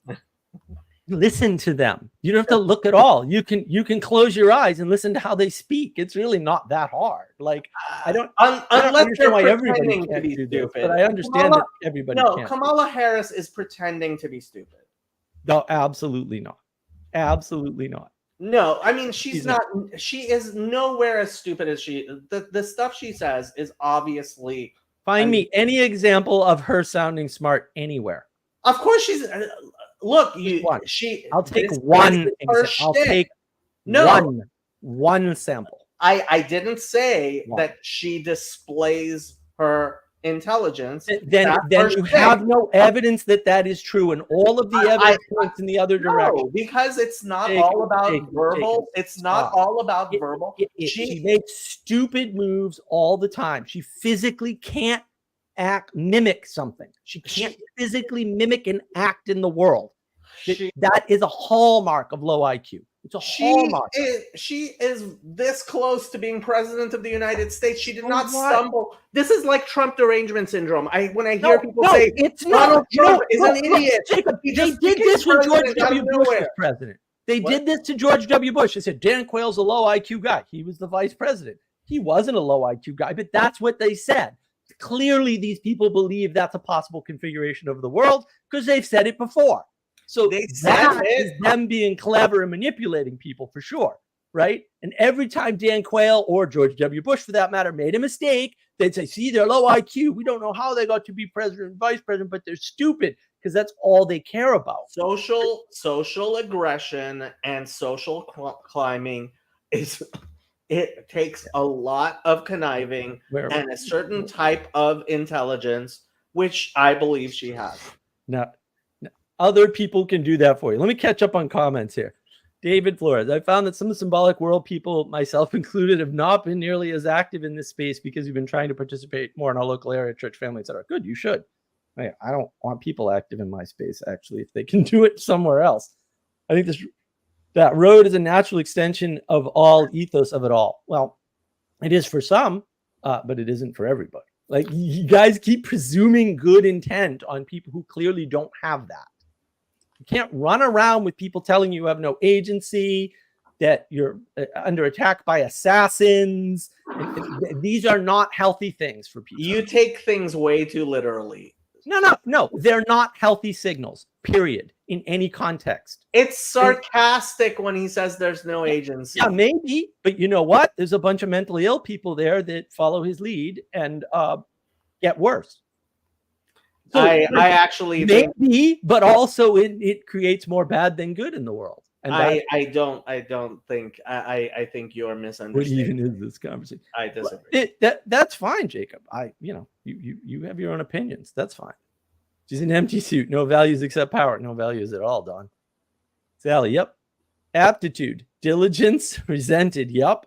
Then the monsters have space immediately. Right. Thank you, Anselman. Anselman thinks I'm right. Orandu thinks Jacob's right. Jacob has no evidence. I think Clara's right. Thank you. Good job.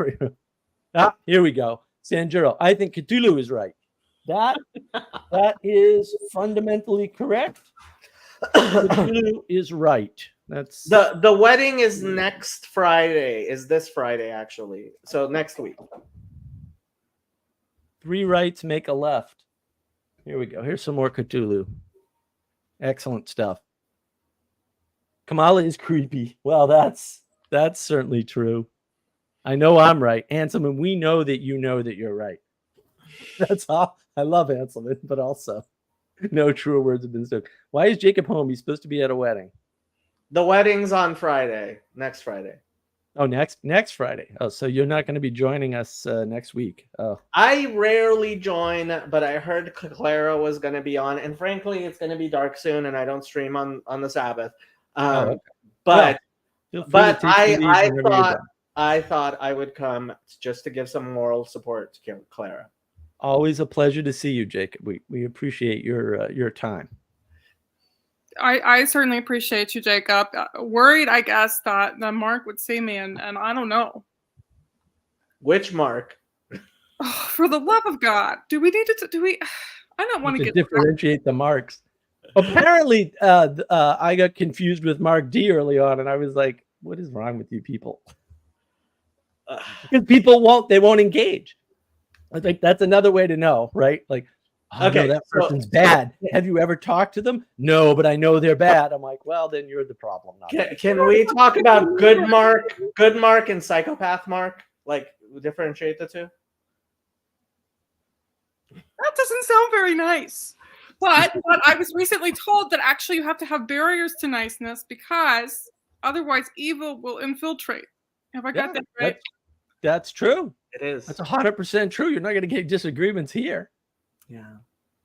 See, that's the thing, Clara. Like, if you don't have, and this is the thing. Like, this is my main problem with Grail Country. Like, they keep on talking about pacifism, right?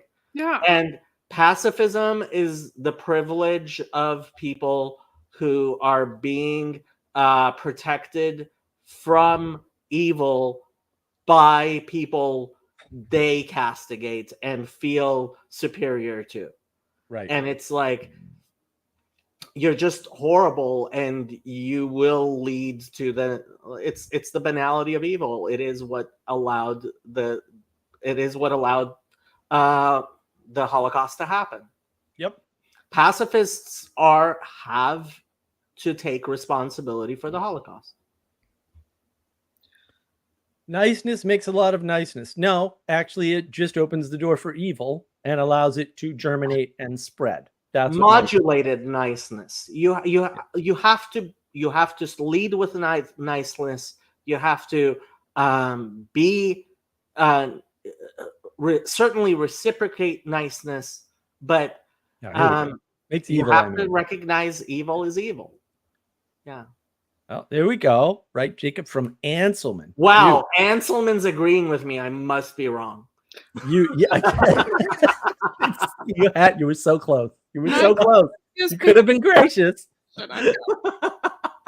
So close. I'm just glad Anselman's back. I haven't seen him in my stream in a while, so it's good to have him back. So, are y'all part of the TLC? You're in PVK's list. PVK seems to think you're there. PVK, I love PVK. He's a nice guy. I love people who are nice. I love people who are too nice. That's why I love Chazi.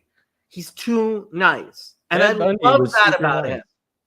I love that about him. But they're idealists who will destroy the world if left to do what they. Yeah, it's kind of like we have to privilege niceness, and we should, right? But at the same time, it's kind of like actually the thing that Trump said that people were screaming bloody murder about. He said, "I'm going to have to protect the women against the rapists, even if the women don't like it." Yep. And Kamala Harris took that, even if the women don't like it, and ran with it. And it's like, yeah, you have to protect women from the rapists, even if they don't like it.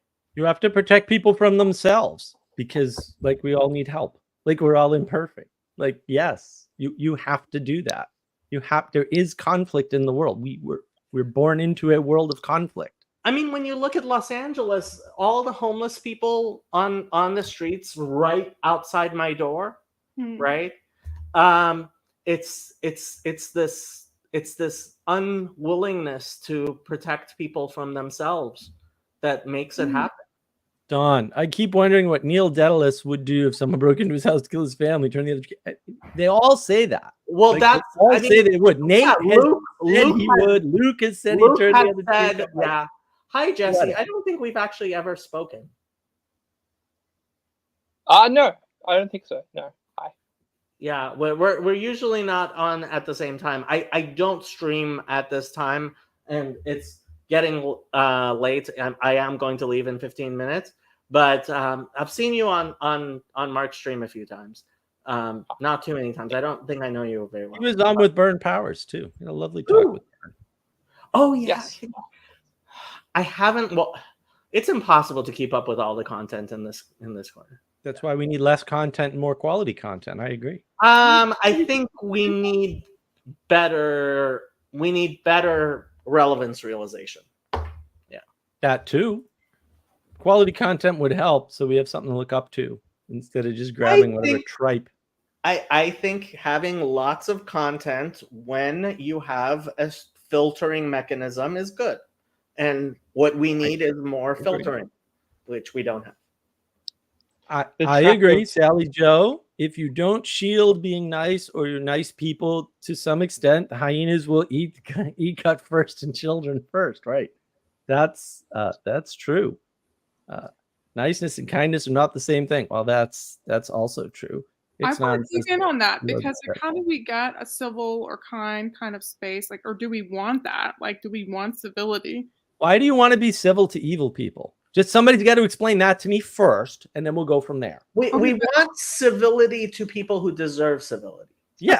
Thank you, Jay. How do we know who deserves civility? At what point does someone not deserve civility? When they start being uncivil. That could be any point in time. You can watch Jacob do this.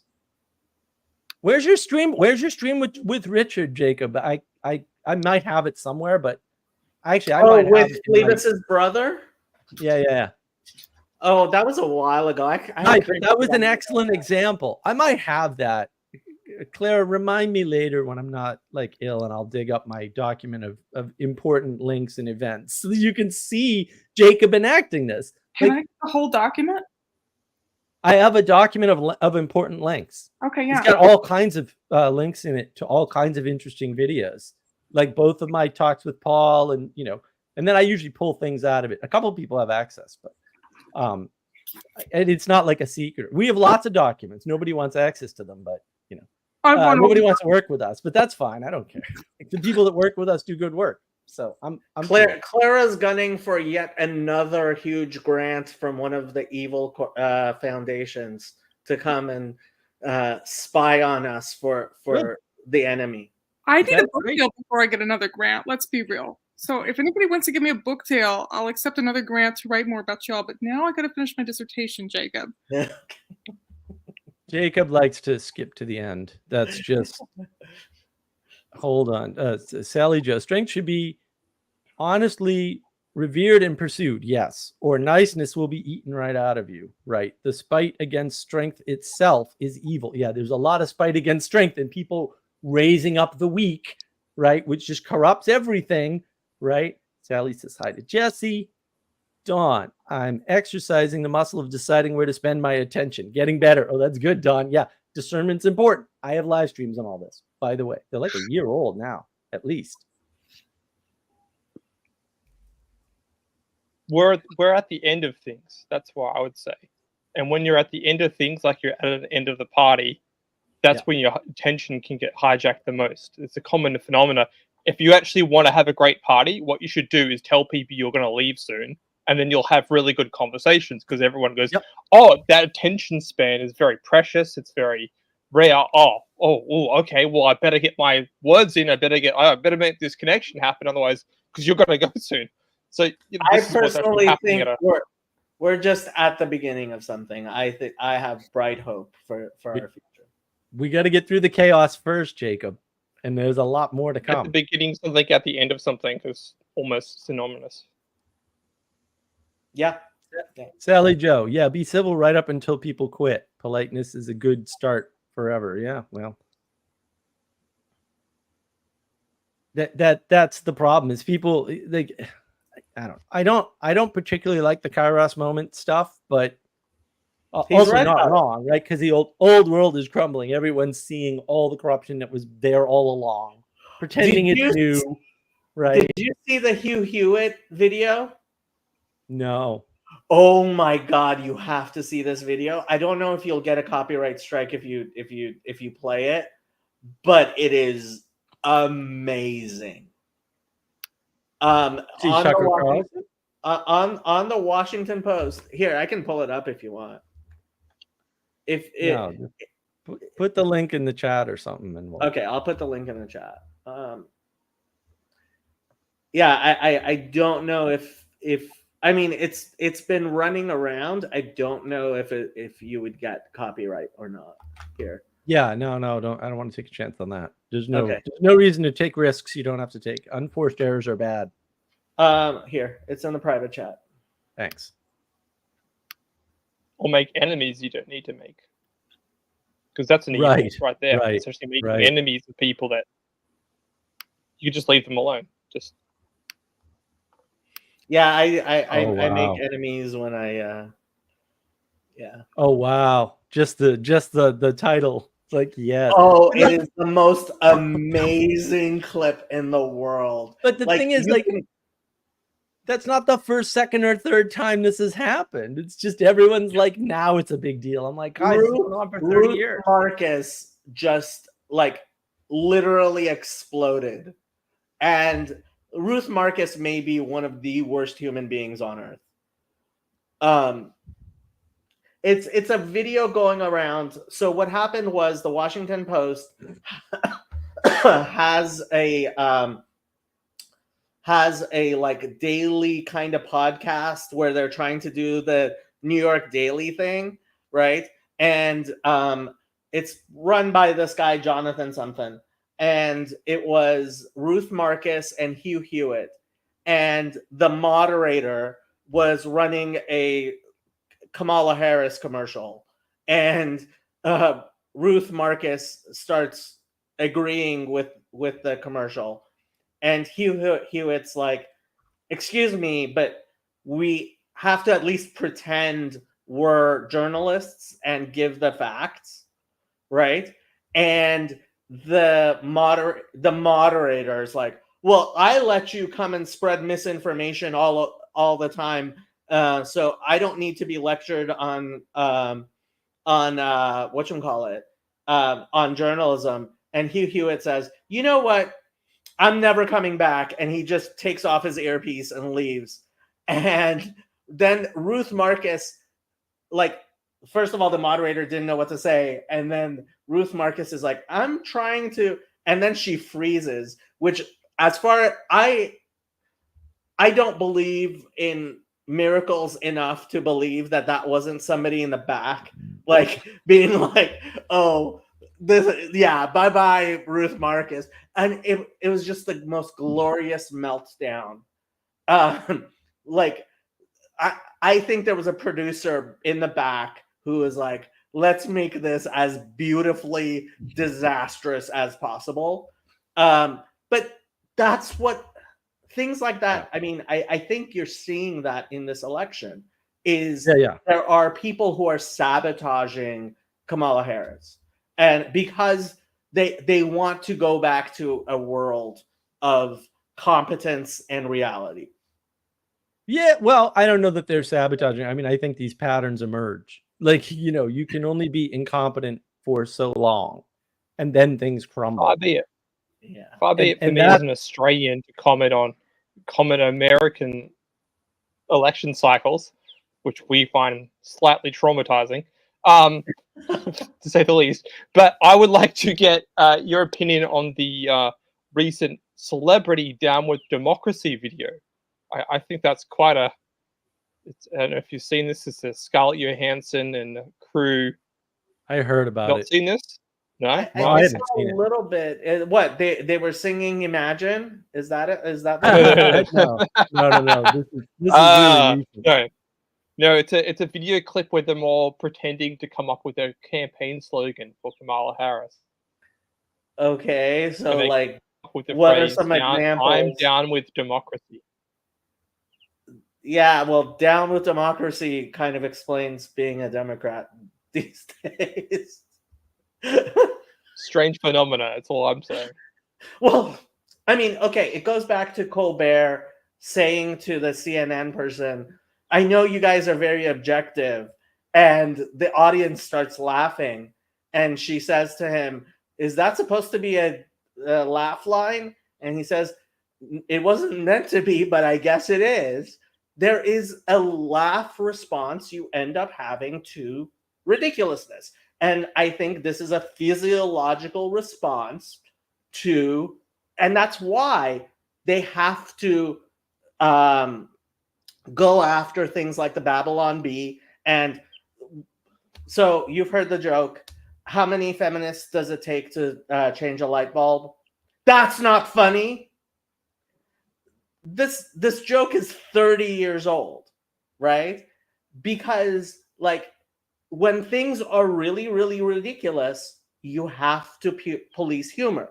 And Victor Borge said this about the fascists. It was true in under communism. When you have to police, the comedians will save us, the artists will save us. That's why Joe Rogan is at the forefront of saving us from this tyranny.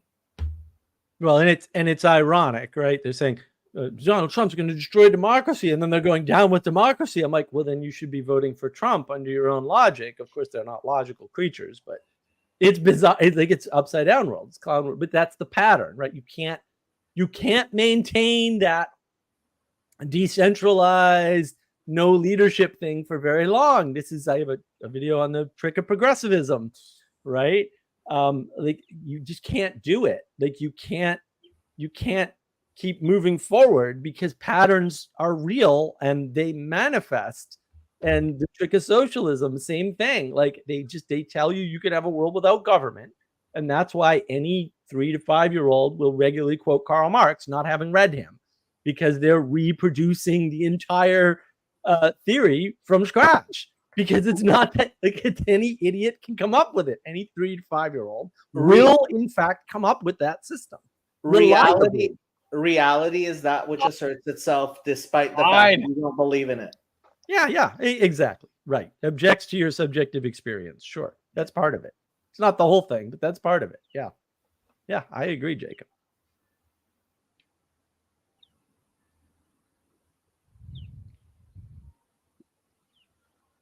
What do you got, Jesse? Come on. We could go everywhere. What's relevant? I mean, it's particularly relevant for me that Joe Rogan's last comedy special was called "Burn the Bridges" or "Burn the Boats." Something like that. Yeah. It'd be a speculation for me. The whole. I didn't watch it, but it's probably a lot of truth in the fact that he either purposely bombed or he just made it to make money, because the whole thing's horrible. Yeah, so I kind of find it funny that we have this trust mechanism in the West now, which is very elongated. We actually were slow to act on people changing face, or right. Yeah, we tend to want a lot of evidence to evil. I would say maybe in the last century we had a shorter, okay, no, we're just going to call that and put that over there and say that's not what we're going to participate with. Now we have this tolerant society. There we go. We're just going to use the buzzword. Which is actually causing people to participate in evil a lot longer.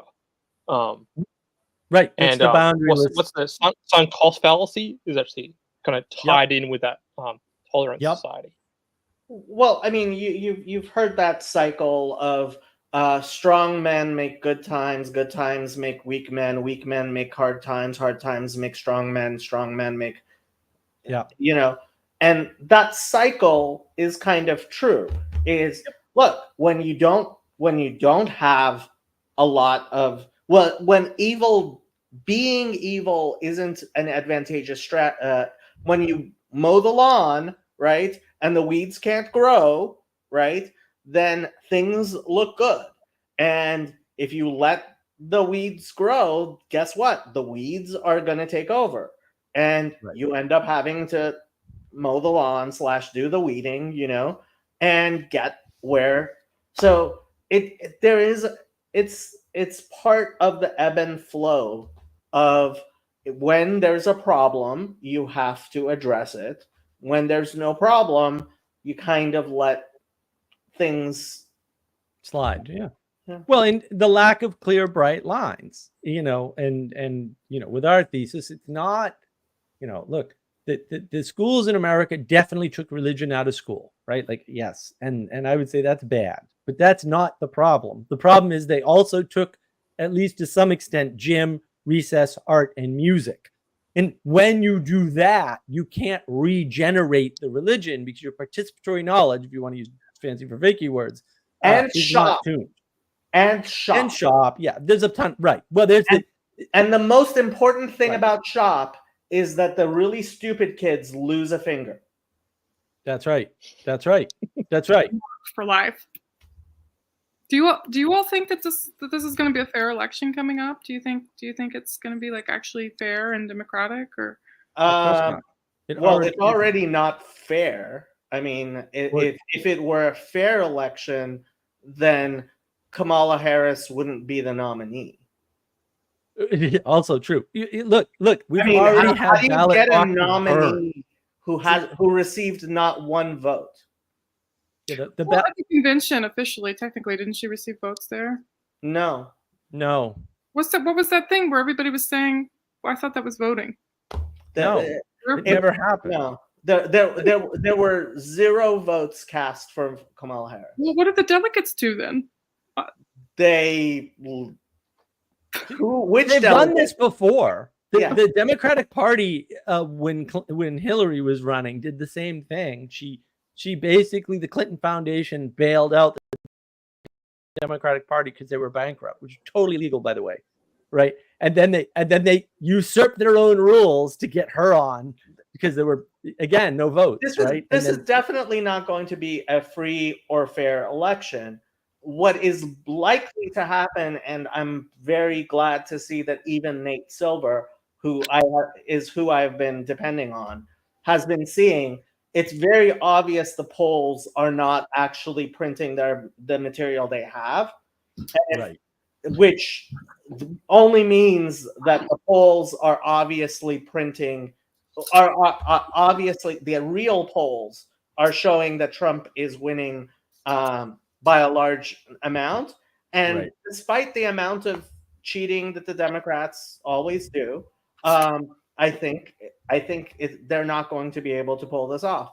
Wait, can you say a little bit more? The cheating that the Democrats always do. Yeah. What do you mean? I mean, I heard about the Hillary Clinton thing. I heard about the nominee not being. I mean, historically, yesterday I was torturing myself by listening to NPR, which I know I shouldn't, but I did, and they had a segment on Rehnquist, which you can look up. I mean, it was On Point, I believe, media, or it was NPR. Yeah, they had a segment on Rehnquist and how Rehnquist and Goldwater had were challenging illegal voters in Arizona, and they made it sound like they had all the creepy music. Oh my God, these Republicans, these evil Republicans were challenging illegal voting. And it was like listen to the facts you are stating. Right? Which is the Republicans were like, people should only vote if it's legal votes. And you are framing it, and it was all framing about how wrong it is. And that's actually what Hugh Hewitt was complaining about. He's like, you're claiming Trump is delegitimizing this by election by like doing things like winning in court. Like, I mean, the Democrats are, and JD Vance actually used this Tucker analogy, and I'm a little bit peeved that he claimed it actually happened to him, because it's a little too perfect if your 6-year-old actually does the analogy that Tucker Carlson has been talking about for years, which is when you catch a toddler who ate the cookies, and the toddler says, I didn't eat the cookies, you ate the cookies. Right? Yeah. And that's what the Democrats have always done, which is make accusations of what they do. Yeah, it's all projection. Yeah, they accuse you of that which they have done.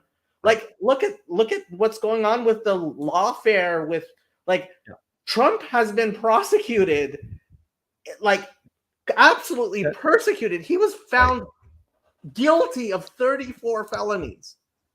Right? And the aren't Democrats felonies. Have the absolute chutzpah, the audacity to be like, he's going to weaponize the Justice Department. It's like, oh my God. Right. Steve Bannon just got out of jail. And let me catch up. Sally Joe, lol, no, lol. Kamala was not voted into primary. Right. Delegates did shit all and scorn Kennedy. Same as Bernie. Right. They did the same thing with Bernie. Right. They didn't follow their own rules. Westgate, she was installed. Right. Well, and more importantly, look, the Democrats have a long list of crimes. Like, they always talk about how evil gerrymandering is. If there was no gerrymandering in the United States, Democrats wouldn't hold more than 20% of the offices at any level of government. That's just a statistical thing. You can just do the research and find it. It's also well published. They never had the majority in this country. And the Republicans allow them to be in office all the time. What were you saying, Claire? Problematic for me as an outsider to this American election is that, and it's the same problem here in the Down Under, is that no one can see beyond 4 years. There's no pointing on more than 4 years. There's no visionary other than Musk. And even then, that's kind of utopian. We might do something in the future that's completely science fiction by colonizing a red planet. But there's no evil is a limitation of vision. Clara, what were you saying? I didn't hear you. Oh, I was just reflecting that gerrymandering is something that both sides have worked to continue to just because of the way the system works to keep people in office, and it's both sides. But wasn't the original gerrymander wasn't he actually a Democrat? Yeah, but, right. And look at what happens when Democrats are in office with gerrymandering. Look at, I don't know what it is now. Jacob might know, right? California, Massachusetts are primarily Republican states. Period. End of statement. That's why, until very recently, that's why they always voted for Republican governors. It was literally that simple. It was never anything else. When you open the vote up in the wider sense, there were just more Republicans. And they regularly gerrymander, especially, I can just tell you about Massachusetts all over the place. Like they do it constantly. They regularly gerrymander so the Republicans never have any power at the state level. Elbridge Gerry was a Democratic Republican, which is where the Democratic Party, right, which eventually became the Democratic Party. There you go. Well, in other states it works differently, like in local politics, so that there's more, more Democratic precincts or more Republican precincts. And Jesse's leaving. Bye, Jesse. Jesse left. It works. It benefits everyone. It doesn't just know one party. Gerrymandering is affecting everyone. I would say gerrymandering is, yeah. Does it benefit both parties? Well, all the studies I've seen say no. So I don't know what to tell you.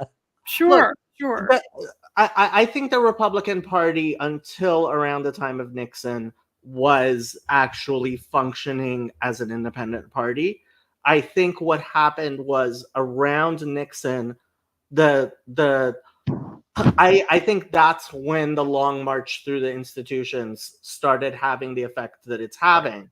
Right. And there's a reason why the term Republican in name only, rhino, only exists on one side. Although I have to say, it was Tucker Carlson's book, Ship of Fools, which convinced me that Thomas Frank's book, Listen Liberal, was right. The Democrats are not left-wing. They're not progressive at all. They are, in fact, quite regressive. Yeah, they're very regressive. Yeah. Yeah. Sandro, gerrymandering has decimated my state, California. Yeah. Oh, Sandro, you're in California. I'm in Los Angeles. Yeah. He's not far from you, Jacob. Okay, so nobody's expecting a fair election. It's really the vibe I get. A fair election has already not been had. Yeah, we didn't have one last time. How are we going to get one this We time? haven't had a fair election since the 60s. I don't know. I don't know if I'm that radical on it, Jake. Okay, maybe we had a fair election in 84. I don't know. I think Reagan did fine. That was 84. Yeah. Yeah. Well, thank you for having me, Mark, and it's so good to see you, Jacob. I really appreciate it, and I hope we can. Yeah, it's okay. We love your dog. You can keep your dog. You leaving us, Sarah? Yes. I've been on screen for so long. But I'm gonna go too. Yeah. All right. Well, we'll see you. See you, Jacob. Bye. Yeah. Here I am alone again. See if somebody else wants to hop in. Yeah, my cold does not bother me that much now. A lot of people don't research things, man. I did like Twitter. Elon Musk posted the 20-year decline in mainstream media viewership. 20 years. 20 years. People noticed 20 years ago and stopped watching that nonsense, guys. They've been bleeding for 20 years. Sally Joe, it doesn't matter. The good will prevail. Everyone keep your lights on. Good to see you, Clara. Ship clerk. Well, that was interesting. I hope so. I mean, look, a lot of people are struggling with the world and they want to know how to discern things and they don't want to watch all my content because that will teach you that, I think. Some people it's worked for, so that's good, right? And they don't want to do the work. But they want to feel like they're doing the work. They want to get involved with people they think are nice because they're nice. And that those people are never going to do anything. 6 years, man. You didn't do anything in 6 years. You ain't going to do anything in year 7, 8, 9, 10. Right? And all these little pop-up things that happen and go away and are also everywhere else don't count because they're everywhere. They're universal, right? Lots of people get together in groups and do things, right? But what lasts and why, right? And who's sabotaging what? Because that's actually easy to tell. I don't know why people can't see it. It's so funny. And look, I mean, my whole life I've dealt with that. Like, I used to have this strategy when I was consulting, right? I'd walk in with a written plan every time. People would go, well, I don't like that plan. I think your plan sucks. And I would always just, as a consultant, I'd always say, hey, great. You know what? We don't have to do my plan. Tell you what, here's my plan. You can review it tonight. And tomorrow you can bring your plan in and we'll all vote on it. How's that? You know how many people brought in a plan? 0. Actually, 0. Actually, none. Right. Because there's people that do things in the world and they get their way. Why? Because they do things in the world and that is their privilege. And if you want to do things in the world, you can use that same strategy. Nothing prevents you. And except maybe your skill, or maybe you're lazy, or maybe you're stupid. I don't know. Could be lots of things preventing you. But that's not the world preventing you. That's you hitting your limitations. And you need to know that. Like, you need to understand that you are a Muppet. You have to consider this. You have to consider it. You have massive limitations. We all do. Ethan, well, that doesn't exist. Fair election. That's not true, Ethan. There are plenty of fair elections. Yeah, expectations are important. If people don't believe things are fair, they won't necessarily participate. Signals are important too. Right? But you've got to read the signals correctly, right? They have to be informed. Right? And if you weren't formed, you can't inform yourself from the world correctly. And when people talk about, we'll say, the gap in education, and in the United States, we talk about education, we mean two different things that have no overlap: higher ed and lower education. They're completely different problems, right? But lower education is formation. That's what people are talking about when they say education. They mean formation. The schools are supposed to help form you. I mean, your parents are supposed to form you first, but we gave up on that with the Dr. Spock books in the 1960s, near as I can tell. Different problem. But you can, look, there are ways you can form yourself. You just need to be part of a larger organization that has formation practices and rituals and traditions. Otherwise, it doesn't work. Ethan, democracy itself doesn't exist. It's nothing more than a delusion fed to you. Well, to some extent, that's true, Ethan. Yeah, read the middle of book 8 of Plato's Republic. He talks about the destruction of democracy and how it falls into tyranny. Just read the middle of book 8 and then look around. Let me know what you see. Sally, nice equals morally superior because less people have cried. But nice is for babies, and those 5 and up are quickly cheated by it. That's correct, Sally. Yeah, I'm going to hold with my empathy is for mothers towards children under the age of 5. Right after that, the empathy doesn't work, because once you have, we'll say, more of a person, right, or a larger person or a more mature person, you can't hold their mental states in your head or even their emotional states in your head anymore. And therefore, empathy is impossible. And claiming empathy is arrogance. I've said that before. It's pure arrogance. Like, oh, I want to be empathetic to you. You don't know what I'm going through. You don't know anything about me. Piss off. I don't want your arrogance. Go away. All right? Yeah. And there's no reason for it. Sympathy will do quite nicely. Thank you very much. All right? And sympathy is something we all have access to, for sure. So I don't know why we're so big on the empathy word. I just dislike that word. I know Ethan's favorite word is tolerance, another evil of the world. It's flat out evil. Oh, be tolerant. No, piss off. I'm not going to be tolerant. I'm going to be discerning. I'm only going to tolerate things that I want to tolerate for the reasons that I have that were handed down to me, because I was formed, right? And so I think I know the difference. And if you don't, that's your problem. Too bad. Maybe you should fix that, though. And that's going to require a bunch of outside help, because you can't do it yourself. And everyone's told they can do everything themselves. No, you probably can't do anything yourself, because you've never done anything yourself. Everybody thinks they've done things themselves. I'm like, I don't know where you get this idea from. It's wrong. It's wrong. This world was here first. Anything you interact with preceded you. I don't do my own electricity. Even if I generated my own electricity, I have some electric generation, solar cells out back that I use for my outdoor office, which is kind of cool. I've got a little outdoor office. But it's not mine. I didn't make those solar cells. I ordered them online. I didn't make the battery system. I didn't make any of that stuff. I'm glad to have it. I'm grateful. Gratitude is good. That fights evil. You want to fight evil? Be grateful. Enact some gratitude practices. That's one way to fight evil. Right? And don't fall for niceness. Niceness is not good for people. Like, nice is not good. Right? It's funny. Like, it's weird, right? The movie Roadhouse, the original, not the remake. The remake's garbage. The original Roadhouse, right? What are we supposed to do? You're supposed to be nice. Somebody calls your mother a whore, you be nice. He says, well, when do we know not to be? And he says, until it's time not to be nice. He goes, when do we know when it's time not to be nice? And he says, you won't. I will tell you. Right. Because he's the leader. He's the guy in charge. You want to see leadership? Watch Roadhouse. It's a great movie. Everybody should watch Roadhouse. Roadhouse is awesome. I love that film. Patrick Swayze is awesome in that film. Plus, it's got karate. All good movies have karate. Can confirm. Karate Kid, another good movie. The original. I don't like the sequels so much. We're gonna do on the Mark of Wisdom Discord. We're gonna do this movie breakdown review thing. We haven't quite worked it all out yet, but we've got a little channel for it. We've got a few movies in there. Plus, Jesse took off, bastard.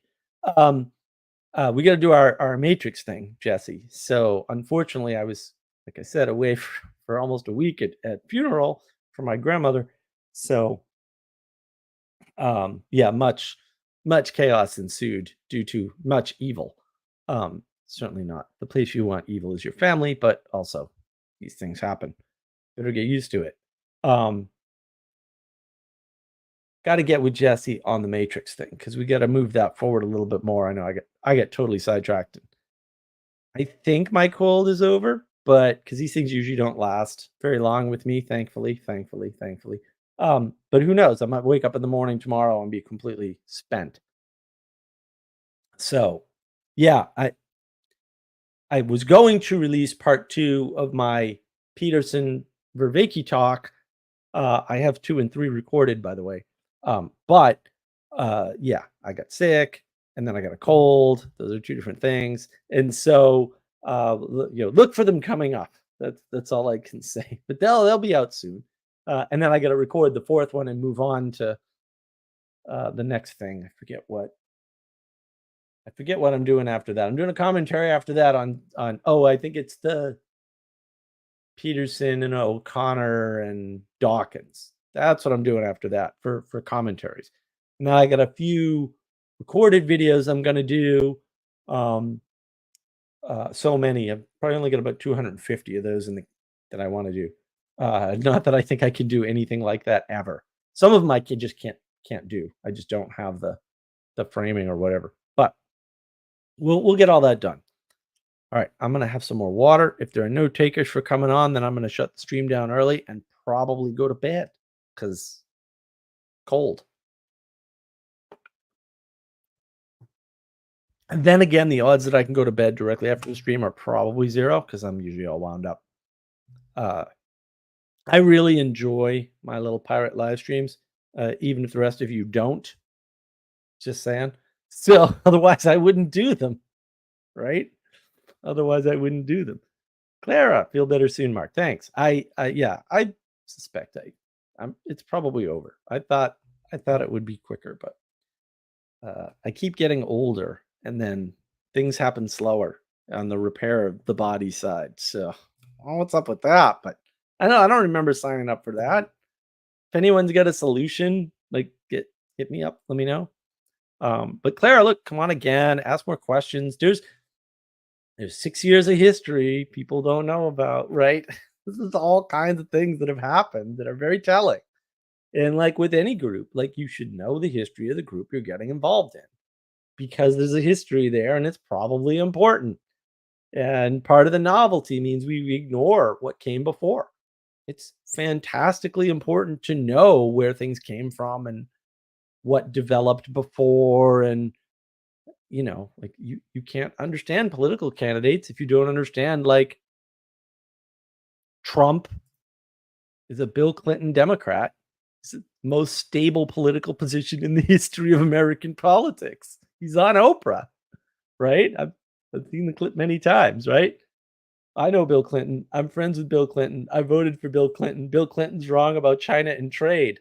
Okay, dude. Guess what his policies were? All Clinton's policies, minus China and trade. The guy's solid. I saw a montage the other day of I forget, he was on The View and they were all fawning over him. And like now they're not. And it's like, okay, well, who changed? Not Trump. He's the same as he ever was, for better or for worse. I don't like Clinton era Democrats personally, but also, hey, way better than the alternative. So sometimes you got to take what you can get. Okay, I need the data. Indeed. Repost the link. Oh, did I not pin it? Oh, I'm sorry, Sandra. Dude, I have a cold and it's kicking my ass. Let me just pin it to navigating patterns. There we go. And now it's pinned. Sorry. I should have done that. Data. So much data, Clara. So much data. Dawn, there's only one solution to getting old. You wouldn't like it. Thanks, Dawn. Thanks. Escape. Is the document you mentioned of the TLC history? There's no document of TLC history that I know of. Sanjuro. Hey. How's it going? Other than my cold, it's going all right. This cold has been kicking my ass this week too, dude. Oh, you got a cold too? It's demons, man. All right here. Did you hear Tucker's thing? Which one? His physical demon attack? No, I didn't see that. In the middle of the night? Dude, it's wild. I'm like, what am I listening to? Tucker, what's going on, bro? Like, I believe him, but Tucker. Also like, holy crap, you went public with that? I think you're a better man than I, Gunga Din. Oh my gosh, I gotta check this out. Fascinating. He was in bed. His wife and daughter, were there, I guess, and they're all light sleepers. And the demon leaves physical marks on him, and he doesn't notice until he gets up later in the night. Gets up in the middle of the night. No one wakes up. Yeah. Whoa. Oh, the document with links? No, we skip. I have a document. We have lots of documents. We have a 300-page monstrosity document with notes from Vervaeke's quote Science of Meaning. Maybe I'll just drop this here. Possible book coming soon by me. Just saying. Research phase. Notebook LM is awesome, by the way. Claude, not so much. The document with links is just important videos, but there's a bunch of videos for a bunch of purposes, right? And so, like they're all important to me. I don't, I like Sanjuro. He has access. He'd probably be like, "Why did you put this in here, you muppet?" And because he doesn't know why it's important to me, right? So yeah, that's the document with the links. Yeah, it's really like I keep notes. I take a lot of notes. You'll notice other places don't take notes. They're not going to have anything last if you don't take notes, by the way, just a little hint. That's why businesses take meeting minutes. Institutions, nonprofits, meeting minutes. Weird, because then they have a history so you can look back and see how good or bad they are. Might be a coincidence. Ixnon. Hi, Sanjuro. Hello, Ixnon. Sanjuro. Yeah, you can say that. Yeah, there are lots of documents. Yeah, Sally knows. There's lots of documents. Hanselman. With the sleep paralysis thing with Tucker, it was not, apparently. At least he had markings on him. I don't think so, but he had markings on him. Like physical. He says that you can still see the damage. I was like, what? Like, what is this story? This is awesome. Right? But like, we've been commenting on it for a while. Lots of demons going on, man. It's been demon city. It's been demon season lately. Not just Halloween, like this whole year has just been the number of people that don't live anywhere near each other that get sick on exactly the same day. I'm just like, what is happening? What's going on? Crazy. Not just people I say interact with, like people I hear about. I'm like, well, that person's sick and that person's sick, and they both got sick on Tuesday. And I'm like, what is happening? Yeah, there's a lot of wacky stuff happening. And I think a lot of people are pointing at this. They're saying like, yeah, Pastor Paul talks about it like the end of modernity or whatever. You're running up against the walls of materialism for explanation, and now you can't explain things anymore.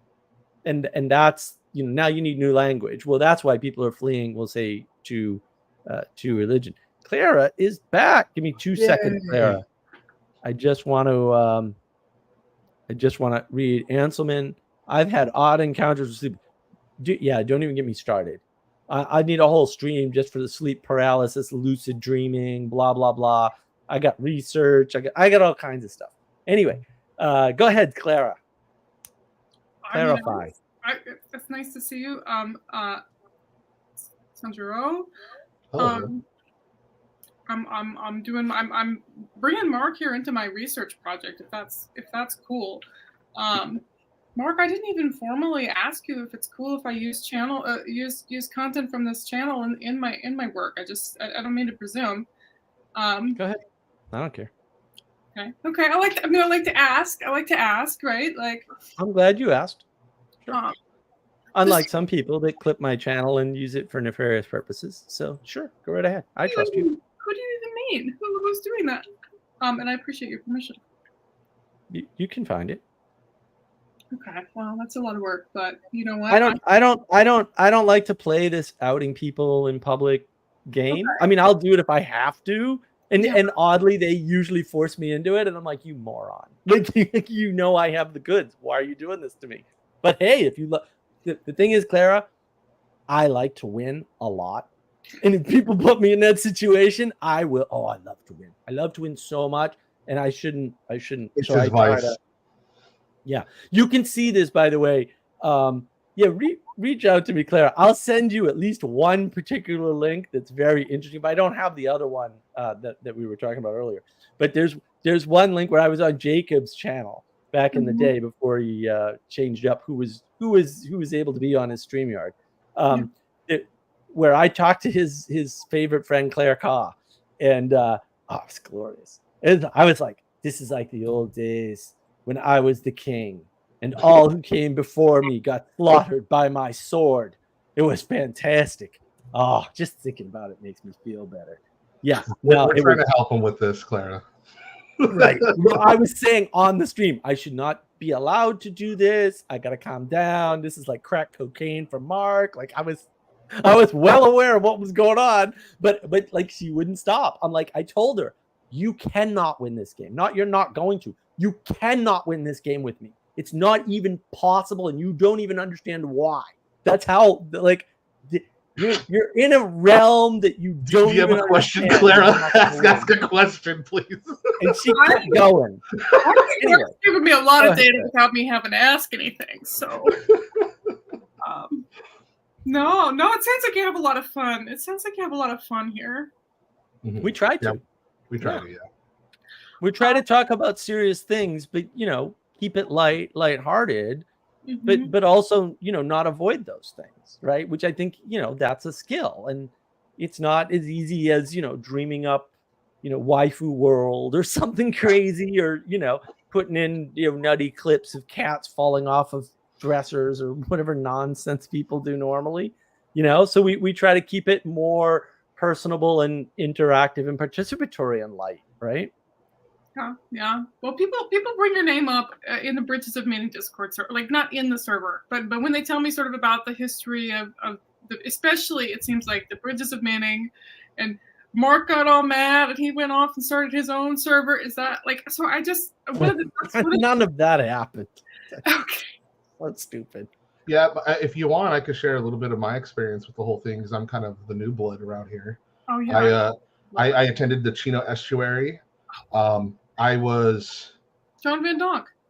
I got into Paul's channel around the time when he started doing the critiques on Peterson, and that's when that popped up into my algorithm, and I never engaged. I had no interest in talking in the comments or going on the Discord. I just watched his commentary videos, and I thought, this is kind of cool. There was linking to, I was getting Jonathan Peugeot, other people. My algorithm started going nuts, and I'm Catholic, by the way. I didn't know anything, the drama, any of that stuff. I went to Chino Estuary, and I went to go, check it out and see what was going on, and I found it quite underwhelming. There was a handful of people there that were, genuine and serious, and they're trying to find solutions and answers. Mark said earlier that, he likes to, he wants to work. He wants to get stuff done. And I'm one of those people too. I was there to, well, my explicit reason why I was there is I was looking for friends / allies in doing good work and really addressing the problems of what's going on and take that seriously. I was doing that all the way up to that point in my life anyways. I was in the desert on a very long pilgrimage. Last week was my first time in a Catholic church after 27 years. It's a very long story. It's not because of it was a very long story, but I had to leave, and I went on a quest to find the name of God, if I want to say that that's what I was going to do. And I went on to the desert, and it took me 27 years to find my way back. Not that I was expecting to find my way back. I was genuinely looking for the story that contains everything. And it turns out, in my estimation, it's the Catholic Church. And so I ended up coming back to it recently, but at the time, not yet. And so I was at Estuary looking for friends, looking for allies. That's the way that I, fellowship. There were some cool people, but I just found it to be, a cult, a cult without a leader, a headless cult. So a headless golem walking around, and there was, there's well-intentioned people in there, but it was, I'm from Los Angeles. I've been around cults a lot, and I have family members that are in the business. I have family members that are in cults that are in the business. And when you see one, you've seen them all. And this, like what they were saying earlier in the stream, I like Paul. I think he's a cool guy, but it's more that when you don't have a headless group with no leader, this is what happens.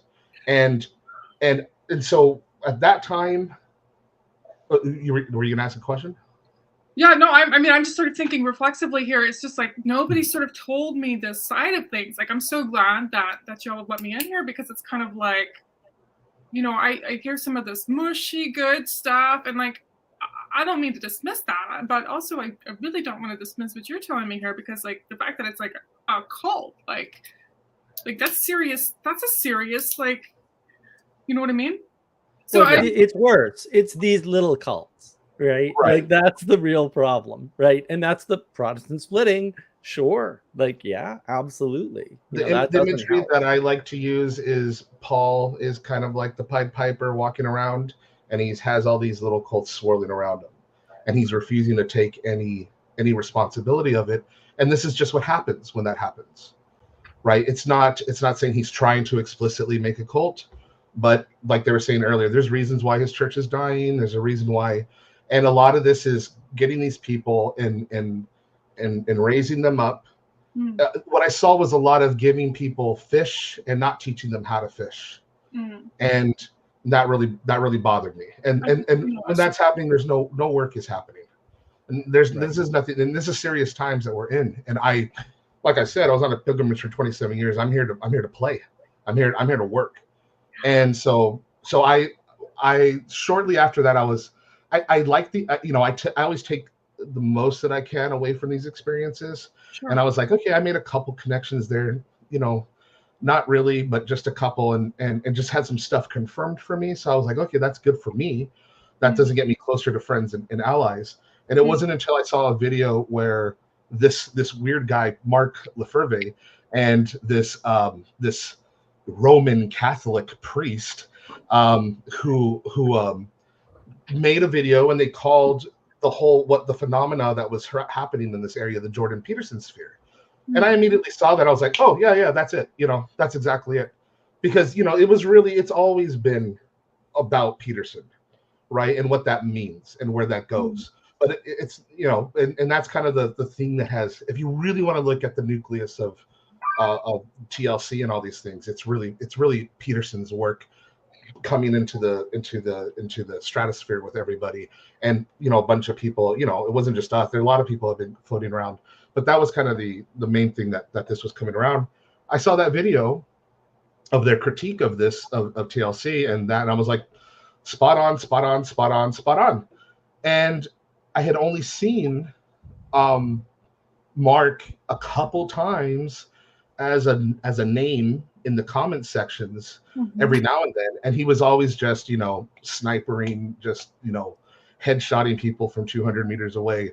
And I was like, what? That's cool. I didn't think about anything about that. But then when I saw his critique video, I was like, okay, who is this guy?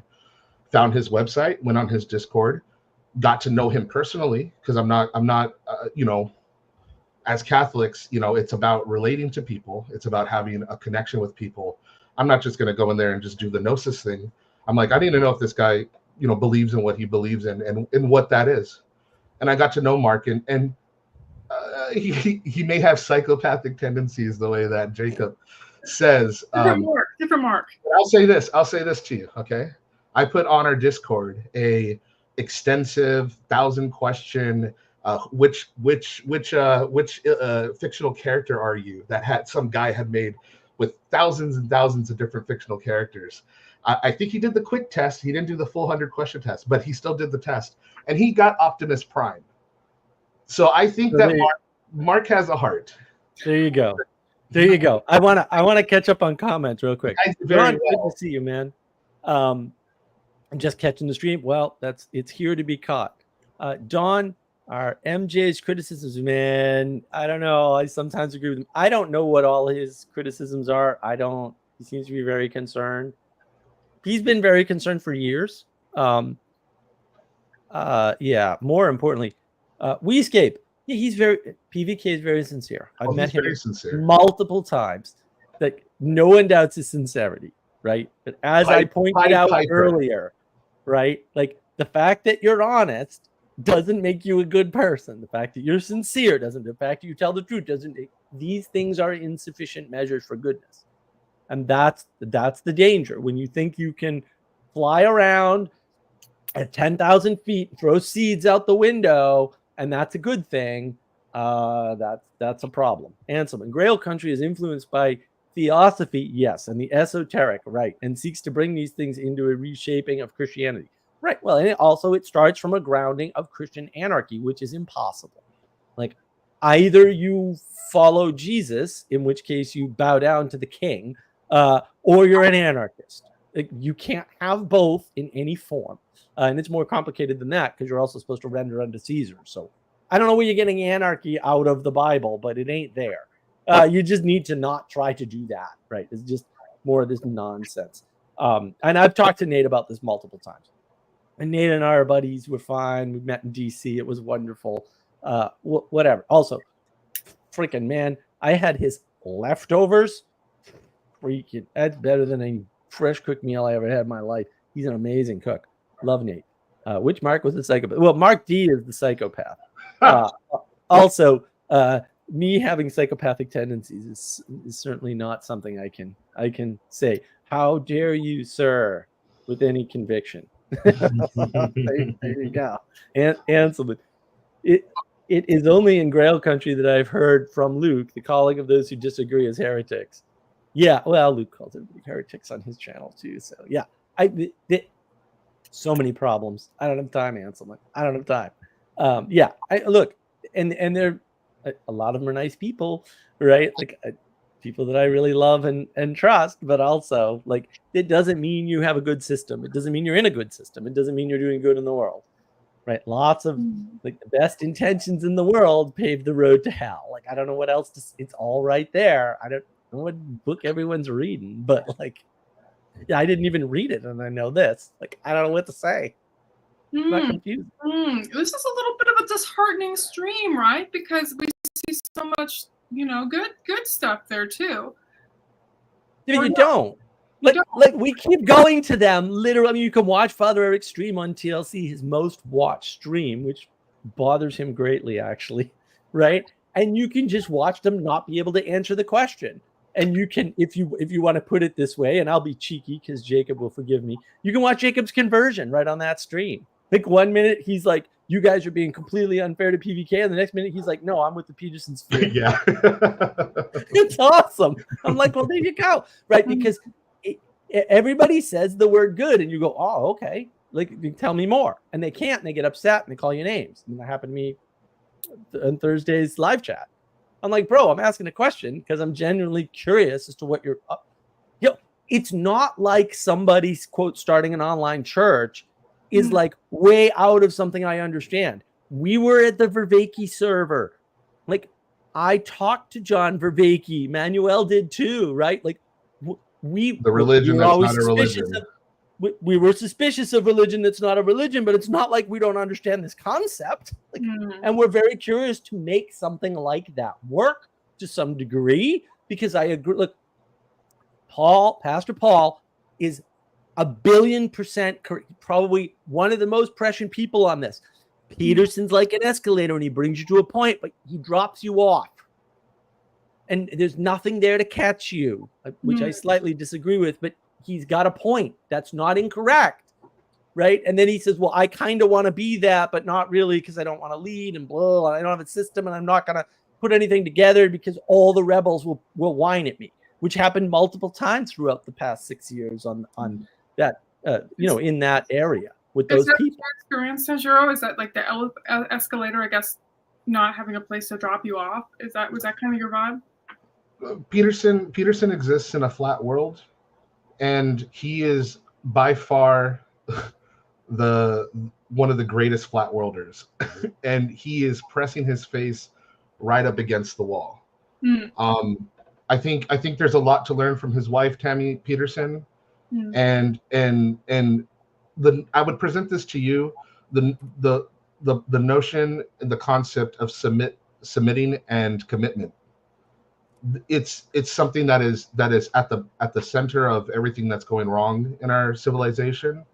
And there's something there with Peterson really trying to grapple with the concepts that require his submission to get the answers he's looking for, and he's not doing it yet. And I think you can see kind of a backpedaling, kind of a slipping a little bit with Vervaeke, and then you see him with Dawkins, and he is trying really hard with Dawkins, but he just cannot permeate that barrier.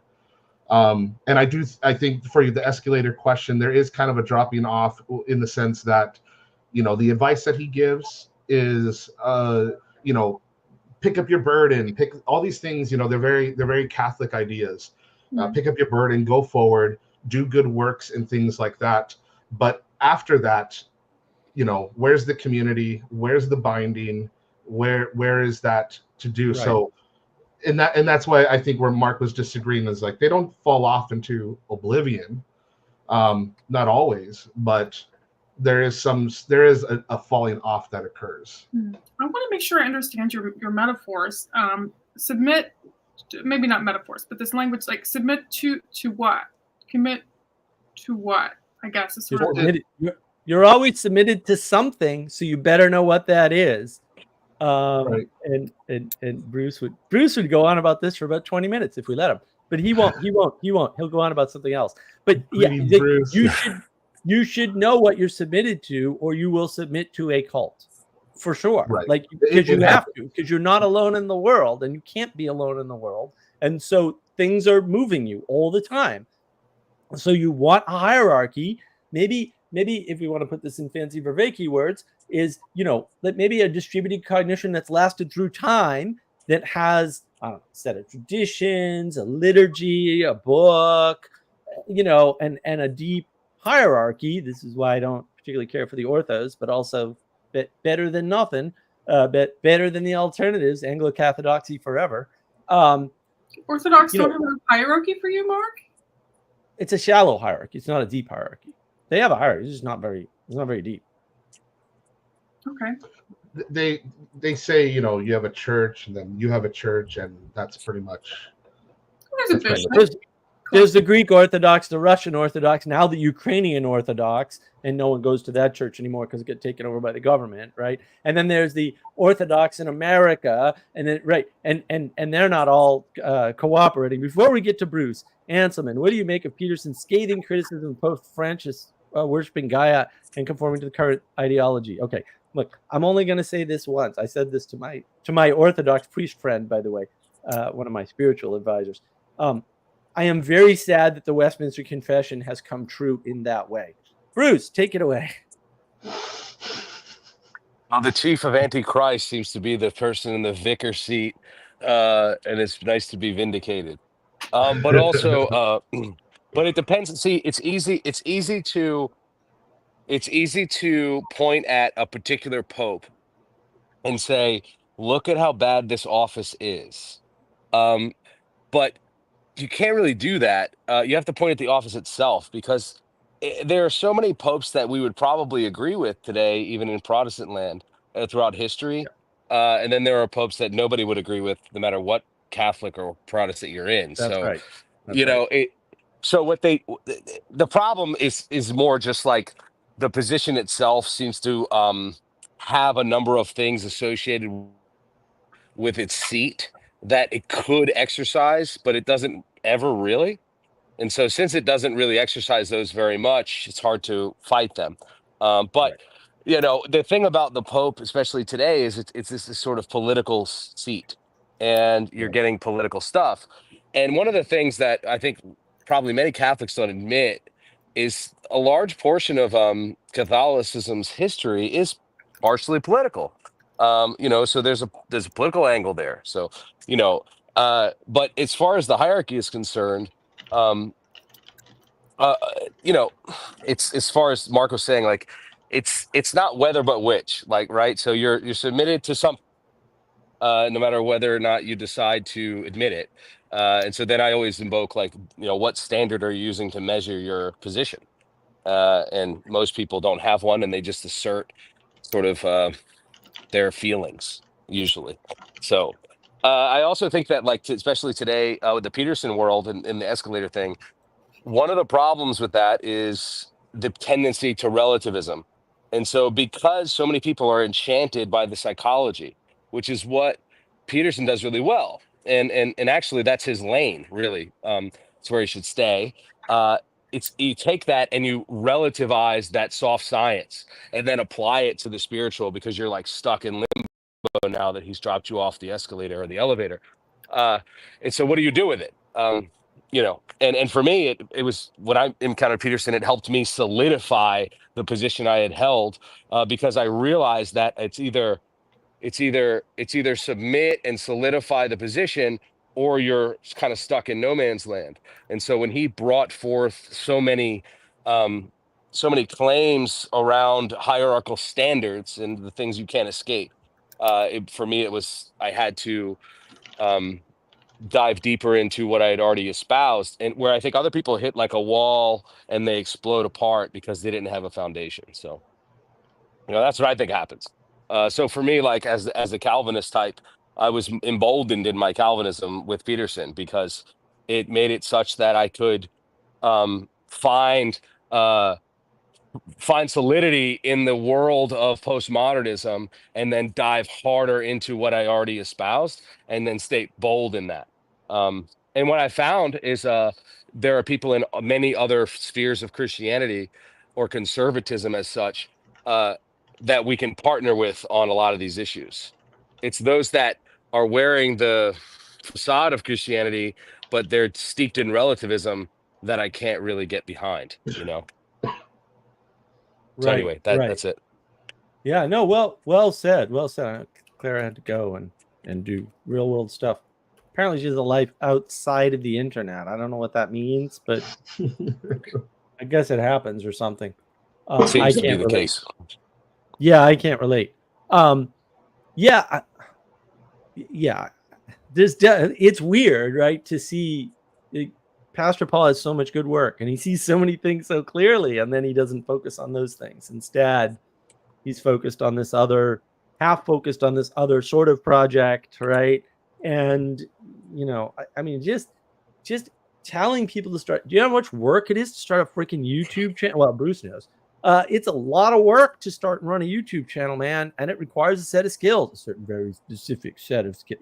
This is not easy, and I don't know why people necessarily want to do this. I have no idea. I mean, to some extent, I don't want to do this, especially not today. I think, I'm sick, yeah, I feel see that in a well. lot of things. There's when people make something look easy, many people are like, I could do that. That's true. You see it in a lot of things, and I've even fallen into that before. Like, man, I could do that. Let me try that. And usually I'm That's humbled. 95% of Twitch. Yeah, Right. probably. Well, Yep. and that's part of the flattening of the world, and it's part of the flood, right? Because you flatten the world, you flood everything out. Like the two are the same. It's the same move. You want equality, you get a flood. Is that really what you want? I don't want a flood. This is terrible, right? I'd rather have people that I can trust and rely on, that have a role, have a space, and are doing things that I can't do or don't want to do, right? So that we all cooperate together to build something bigger than we can build on our own. Like that seems better. And if everyone's making their own freaking YouTube channel, we can't do that. Like, first of all, there's time, energy, and attention. And second of all, there's too much content. Yeah. You see this on Rogan a lot too. He says the sort of thing like, there's Just make a enough podcast. comedy for Yeah, everyone. man. Everyone Just make a around. podcast. Make a podcast. There's plenty of room for everyone. Be a comedian. Just everyone should do everything. But what I actually think he's saying though, of course he knows that not everyone's going to be successful. But what I think he's trying to say is competition is good. And it is.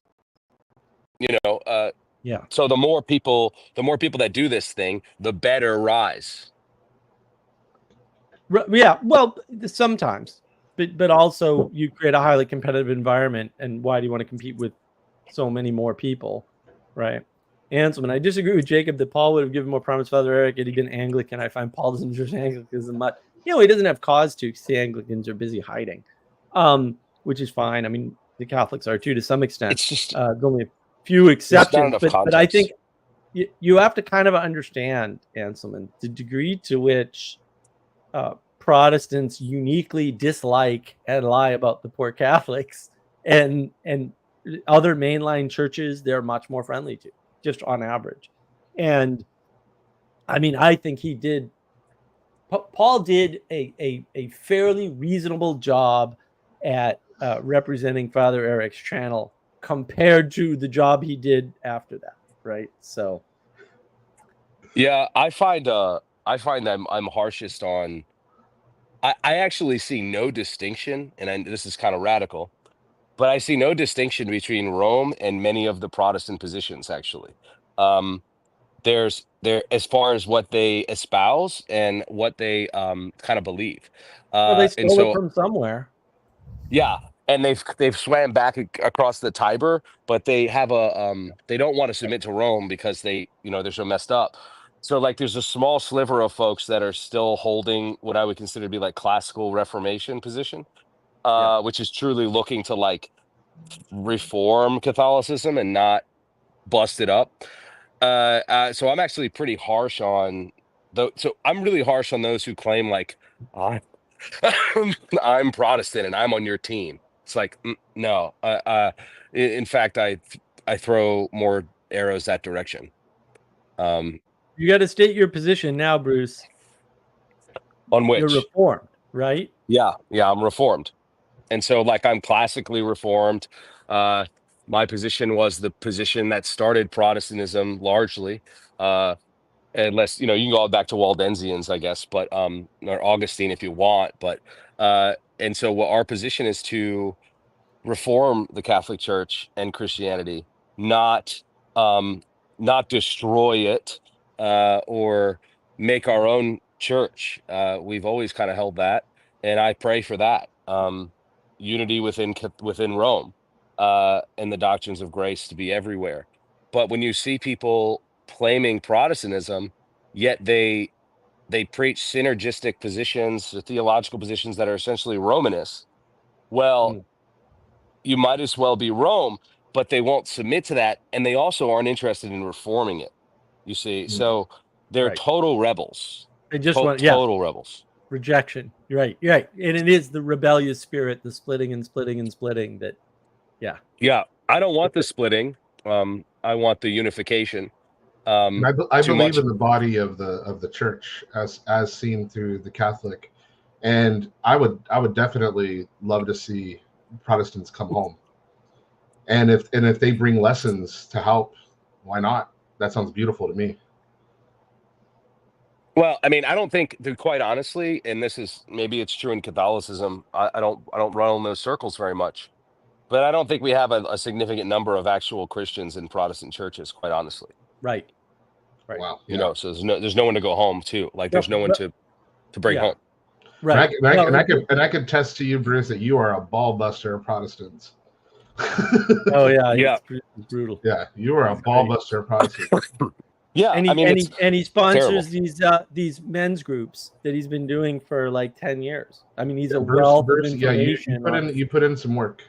Yeah. Yeah. He knows communion. He knows how to build it in the we'll say the Peterson sort of troubled category. I mean, that's why you and I get along so well, despite him being theologically wrong in every possible way. Well, tell us about your groups, Bruce. Tell us about your groups. Well, so I've been doing that on multiple coasts for years. It's usually around cigars because that's what I get into. And so what I try and do is create relations No. for There we go. For hungering and thirsting for relationship, accountability, masculine conversation. And so one of the things is I am an evangelical for sure, like in that sense, right? I want people to be Christians ideally. But also I want people to be consistent and firm in their convictions. And so what we do is we hold people accountable, but we also become that accountability partner. So when I host people, they all have my number. They all can talk to me. I've created great relationships with these people. And I really, I read this book that's wonderful. It's called The Gospel Comes with a House Key. I've always been that way, and so is my wife. Service oriented outlets. When I say like being hospitable is number one when it comes to making these groups. And it's hard because you have to put a lot of your energy into that. And you essentially start adopting all these brothers or children or however you want to see it. But that builds, fosters community. And you have almost a male church, although I wouldn't say that, in that group. And we all continue to live in each other's lives, and our families then get together eventually, and we hold each other accountable, and people call me and we have conversations one-on-one because they've met in the big group. And so then I have an opportunity to hold them accountable to the group in some sense, you know. And so I've been doing that for years. And the reason why cigars work so well is because there's not a lot of places to go and smoke cigar anymore, right? So I do that, you know, in my place. And then also, there's not a lot of places that people can go that aren't degenerate Right. in the public sphere.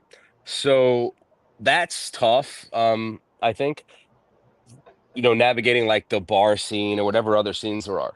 So it's really important to me, and everyone that comes in, everyone that's involved in our groups, you know, they hear the gospel of Jesus Christ, but they also see the service and hospitality. My entire lounge and everything that we do is a wide open smorgasbord of things to come and partake in and use with no strings. Yeah, and the ecumenical Yeah. discussions, if that's what we can call them, although Yeah. not liking that term so much lately. I mean, they're wonderful, and everybody there was super hospitable when I went. I mean, it was a wonderful experience, and they're not afraid to disagree and still be friends, which is the skill, one of the many skills that we've lost, is the ability to disagree.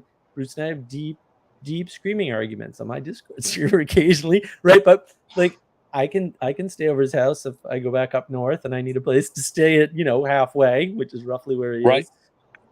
I wanted to point out too, Bruce, that you said something that was really cool, because I had recently been talking to a friend, and we had come up with this idea that a major thing that we see with Protestants and paganism is an inconsistency and incompleteness. And that was almost verbatim what you were addressing right there with what you said, that you're trying to address that, this inconsistency and an incompleteness. Yeah. And many people are basically practicing what I would call folk religion. They are practicing a stereotypical characterization of what they would call Christianity. But what they're doing is they're building a foundation on sand. There's nothing there. And then when people fall, there's no one there. So I really encourage people to pour into and be men and be the pillars of their home first, their church second, and their community third. And it's not easy. Many men really reject it, because it's a lot of responsibility. A lot of work. And it's work, but it's rewarding. And we're there for that. So, it's massive. It's such a fun thing to do. And I've built it over the years. No matter where I go, I tend to build it. So if I move again for some reason, I'll do it again, and you put the work in.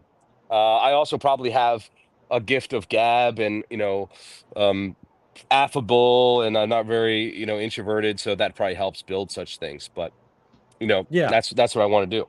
Well, Bruce, I want to tell you, because I know you're just going to receive this wonderful news with such joy in your heart. You're sitting down, right? Yesterday, I think it was yesterday, on this stream, not only in text in the live chat, but also like on the video, right? The following statement was made exactly as I'm going to make it. Where two or more are gathered, that's it. And I thought, like, well, there's the relativism, right? There's the that's the so important common part, right? Emergence is good. The flat world, it's like, no. You got to look up, bro. You got to look up. You can't just gather. That's not good. Like, mobs are bad. Don't do that. People love to cherry pick these things to make it relative to what they want to do. People should be able to read the Bible by themselves. Sorry. In that particular section, most people forget that particular section is about church discipline. So where two or more are gathered, you can judge rightly based upon my name. That's what he's talking about. He's not talking about just hanging out and when you're there, I'm there. Like, that's kind of silly. It also is a wacky doctrine of the Holy Spirit, because the Spirit's always with you. It doesn't leave you and come back and leave you and come back. It's always with you. So what he's saying is, when two or more in witness, and he's referencing the case law in the Old Testament, is what it meant to bring forth the accused and have evidence and witnesses. So like, people use that all the time to justify their non-church, whatever the heck they're doing. Right. Hey, we're all hanging out. Like, I would never, ever tell anyone that comes to my groups, in my men's groups, that this is church. Like, that's a terrible, terrible lie.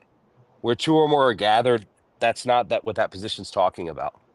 Right. That could be a bar. Right. Yeah. A strip club. Yeah. I mean, you could sue it anywhere, where two or more are gathered in a prison cell. Like, what are we talking about? Two people jumping someone on the street. Twice. Once in the live text and once on the. I was floored. I'm like, why are you misquoting that? You're leaving the most important part out. The most important. In my day. Man, it was frightening to me. I'm like, well, at least they're honest. You're pagan cults, like the pagans. I'm sure you're a bunch of heretical pagans. I agree. Also, paganism bad. So. Well, isn't that just that emergence is good thing? Like, if we're together and it's a group, then that's good. Yeah. Absolutely. that that's- is where that's what a D evolves to, right? Yeah. Immediately. Right. Yeah. It's very, very quickly.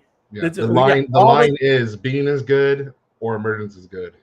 That's right. Yeah. I'd love to have a deep discussion with somebody about those two axioms to see if there's a third. And I guess nihilism is emergence. Nihilism. Emergence always leads to nihilism because things just emerge and there's no. I mean, that's what it is. It's origin. just emergence. Right. Not good, not bad, just emergence. Yeah. And then you run out of emergence, or you run out of novelty for emergence or something, and then you stare into the life abyss. is just emergence, right? And then the abyss stares back, and nobody understands that's because there's no. They don't even abyss, have the good idiot. part. Yeah, yeah. Well, if that's true, also, like, if you have a family, and let's say you have a family like mine, you have 6 people in your family. Why would we need to go to church? We're already together. There's more than 2 of us. That's right. Like, what are we? Well, that's the what do home we do? church movement. Yeah. Yeah, that's true. Yeah, that's what happened. Yeah, that's what happened. That's exactly what happened. Yeah, Happened I mean, reliably. I could see a position for a home church in a place where there's nothing and you're in China, but like that's not our context usually. So Yeah, you the know, U.S. Nothing we that seem to you're have an in China. abundance of empty buildings, some of which were churches previously, and you could probably just do that instead. well, at least these churches are honest now, like Unitarian churches and otherwise, that are no longer churches and they're just concert venues. Yeah. Like, Yeah. okay, that's what you were Yeah. all along anyway. Yeah. Guitars, man. Every time I see guitars in church, it just makes me freaking Buddy Christ.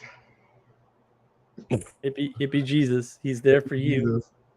The hippie I Jesus like to call definitely. him Mecca Jesus. That's what I'm working on right now. Oh, I love it. Mecca And Mecca- I'm calling it now. There's the living word, which is Christ, and then there's the dead word, which is Mecca Jesus. Mecca Jesus. I don't. Is that like a Islam reference? No. Like cold, artificial, and not alive. Machine. Machine. Mecca. Oh, sorry. I got it. Yeah. No, that's pretty funny. You got Godzilla. You got Mecha Godzilla. You got Jesus. You got Mecha Jesus. Pattern. Yeah, he's functionally a machine You're that getting you can it, make do whatever you want. But you Vending can machine. manipulate him. Yeah. You can manipulate him for your purposes. Pick and choose, Right. like a vending machine. Well, that's the prosperity gospel, pretty much in a nutshell. Right. Jesus is a vending machine, and prayer is a Yeah. vending machine. And if you don't get what you want, you didn't have enough prayer or faith. Yeah, you need more. You You need more faith. Give me Yeah. more. Give me for faith. I'll be Give me more more money. pure. Purity Yeah. will lead to it. Yeah. All right, Don. The Unitarian Universalist place in my town actually removed the word church from the building. Whoa. That's all right, Don. That's honest. What's his name this week? Sam Adams, Sam Tideman, right? He went on this great live stream rant where he was like, I've been excommunicated from my Universalist Unitarian church. Oh, And I was yes. like, that's not possible. What are you talking? And to be fair, he did eventually admit that isn't what happened. But he's doing home church now, or last I checked. And I was like, what is going on? Like, why is this better? And like you the fail to statements that yeah. he made, Yeah. he makes this statement. He says, well, I'm in a city with several million people and I can't find anybody that has my set of beliefs. And I'm like, maybe that's a hint. Like, I don't understand why you're going the other way with this and going like, clearly you should agree with me. It's like, Dr. Peterson, it's not all women. Like, it's not all 1 million, 2 million, 3 million people that live in your city, dude. It's you. Why is this hard? Yeah, or you could start your own Mormonism. Like you're on your own. You have your own ideas. Everyone else is wrong. I was thinking about that. If I were for some reason stuck in a Universalist church, Unitarian Universalist church, and I was excommunicated, that would be a blessing. Thank you. I'm out of They don't here. even have a Yeah. process for that. But No, they don't. We could never accuse the Mormons of being lukewarm. that's true. These guys The hustle. Mormons, You could technically. You can't accuse them of being lukewarm for their own religion. No. I see. Yes. But for Christ, that's yes. fair. Yes. They have a massive problem with a buddy of mine is now a pastor out there in the Utah region, and they have a Oh, massive problem with drugs and swinging, which was like the Swinging. wildest. That Yeah, makes sense though. That no, fits. no, that no. was like That That I fits. was polygamy. in Sacramento years ago, and one of the guys I was working with was from Utah, and he was like, "Oh yeah, my wife has boyfriends and I have girlfriends," and I'm like, "What are you even talking about? Like, this isn't. What do you do? Why are you telling me this? I'm only here for like a few days. Like, go You would away." never see that though from their facade, which is like the Leave It to Beaver household. That's right. Right. That's right. But there This are is a lot. exactly He that told me facade. that's very common in the, because they've got the polygamy, so it's Yeah. part of their heritage. Yeah, So you he can't. said it's very You can't common. put the genie back in the bottle once you pull it out for that one. Excuse my pun. Yeah. Yeah. Yeah, that's a shame. I mean, the Unitarian Universalist thing is really just, I guess it's people that can't shake off the vestiges of Christianity in their context, and so they find something like that to put together. Um, Which and also it's old heresy. I mean, it's been around forever, so there's that too. right. But it's everybody recognizing that Peterson is correct and that we can't do without these things and that the materialism fails, and you need something like a church, right? You need all these are all the important things. This is wrapped up in the intimacy crisis, right? For me. But yeah, I mean it's super important. Westgate. I was raised in Mormonism. The history is super dark. Yeah, I know. I get a few Mormon buddies around who have told us some interesting stories. Yeah, I mean, well, and the problem is, like, yeah, look, Catholicism is some horrific popes, but also right, some wonderful ones, and that's, yeah, like, the question is, how do you deal with this, and how does it play out over time? And that's what I was talking about in the monologue. Like, yeah, sometimes evil is hard to see, but that doesn't mean that when things emerge, you go, "Ooh, they must be good." Like, no, you got to reserve judgment until there's a fruit. You can't say, "I met this guy and he didn't call me a name, so it was a good conversation," because it's effectively what they're doing, right? And it's like, but he's a serial killer. Like, don't. What are you doing, right? Or yeah, somebody who has a family and left their family, or a drug addict, or like, these are not the people you want to be relying on, in a group. Like, you don't want to be in groups like that. Low bar, low expectations, no standards. Right. Well, and if they were like, they're in AA, well, okay, maybe they're okay. I don't know. But if they're not and they're still doing heroin or something, maybe I'm a no on that immediately and forever, right? And yeah, it's all about the fruit. Yeah, it is. But we don't have eyes to see anymore. We're actually still defending Kamala Harris as having an IQ over 78, but I actually believe the little story that was published, mainly because the guy who published it, look, he told a very convincing tale with details that you would not put in if you were not there. I'm just telling you right now. He said they all took a IQ test and she got a 78 and bragged about it. And the next day she didn't. And I was like, oh, okay, that would happen. Like, that is exactly how it would happen, right? Someone with the 78 IQ wouldn't know that that's not a good IQ. She thought 80 was the high number. And so she was bragging about how well they did. And they all got 110, 115, 112, right? That was his story. And I'm like, either he's a really good storyteller or it ain't a story. I'm sorry. And then when, like I said with Jacob, like, bring me any evidence this woman's ever said anything intelligent at all, ever. Just one thing. I'll take one thing.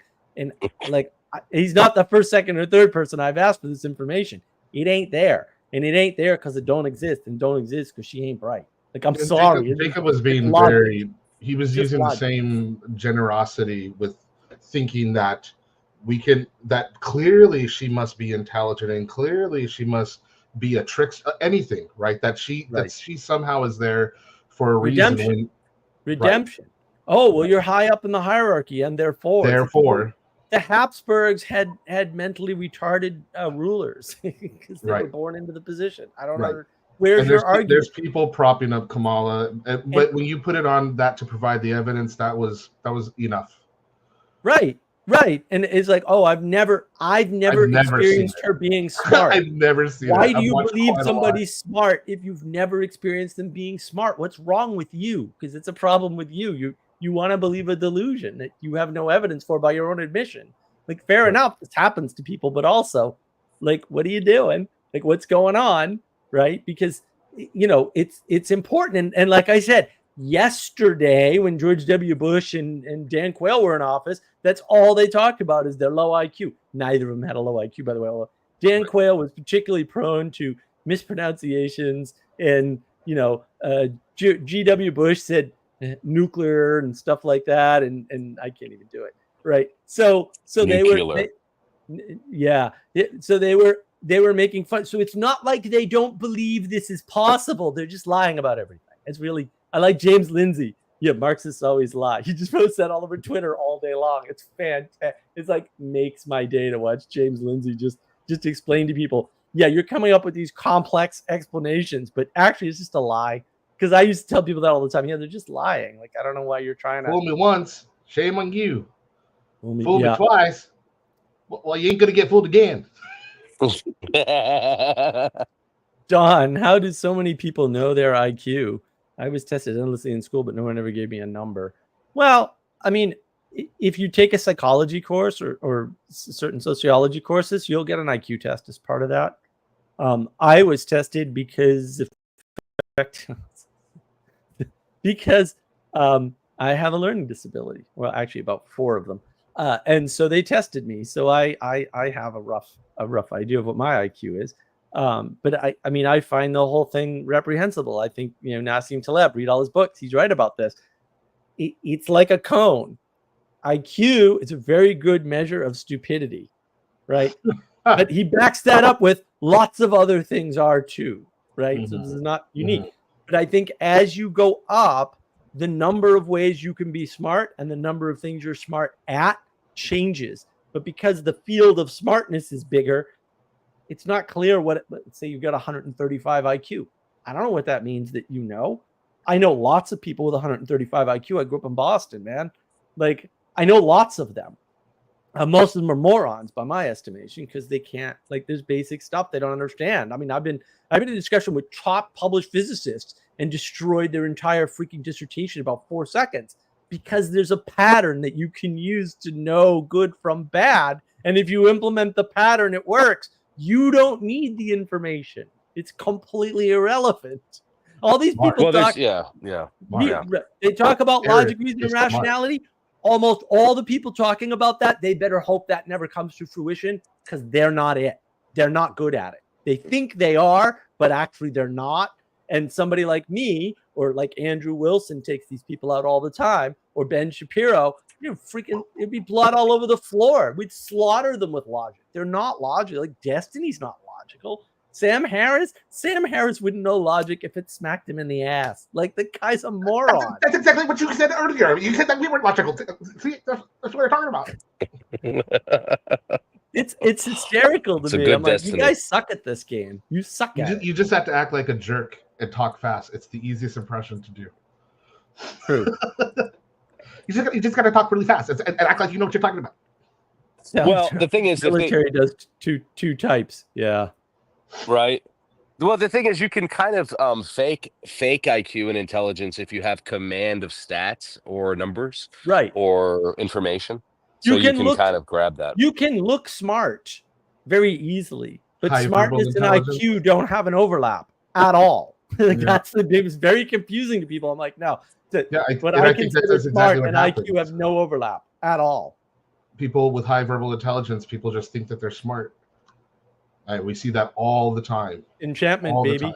I have videos on enchantment. There it is. Yeah, Sam Harris in particular, right? He uses verbal enchantment. I was thinking of Sam Harris. I didn't say it, but I was thinking of him. Right. No, he uses different types of enchantment. He's got that slow cadence to his voice. I don't care if you find dead children in a basement on his laptop.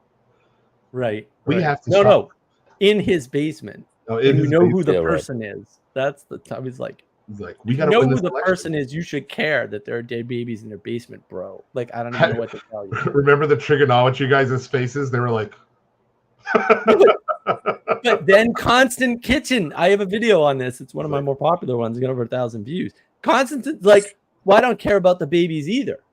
I'm like, bro, really? He goes, I care about the, the corruption of the political process. I'm like, you don't even know what you're talking about. right. But whatever. Well, the thing that people forget, that's such a funny thing too.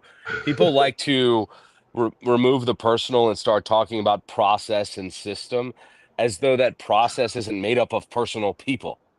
Like, Right. do you know, like we can't have a worry about a system or process if you're not concerned with the moral standing of the people that make up that That's right. system or process.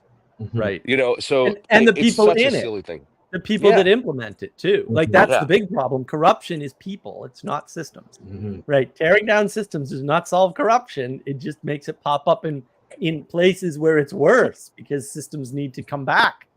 So, Sally Joe, if I just read Harris, it seemed like it should be interesting, but like Obama, Harris sounds smug and creepy. Yeah, well, it's interesting to me, true. Sally, when people can't see that. Like, Well, they yeah. If I look at wanted to do a serial Sam killers. Harris impression correctly, then I would talk in this very condescending, you don't know what you're talking about way of talking down to you.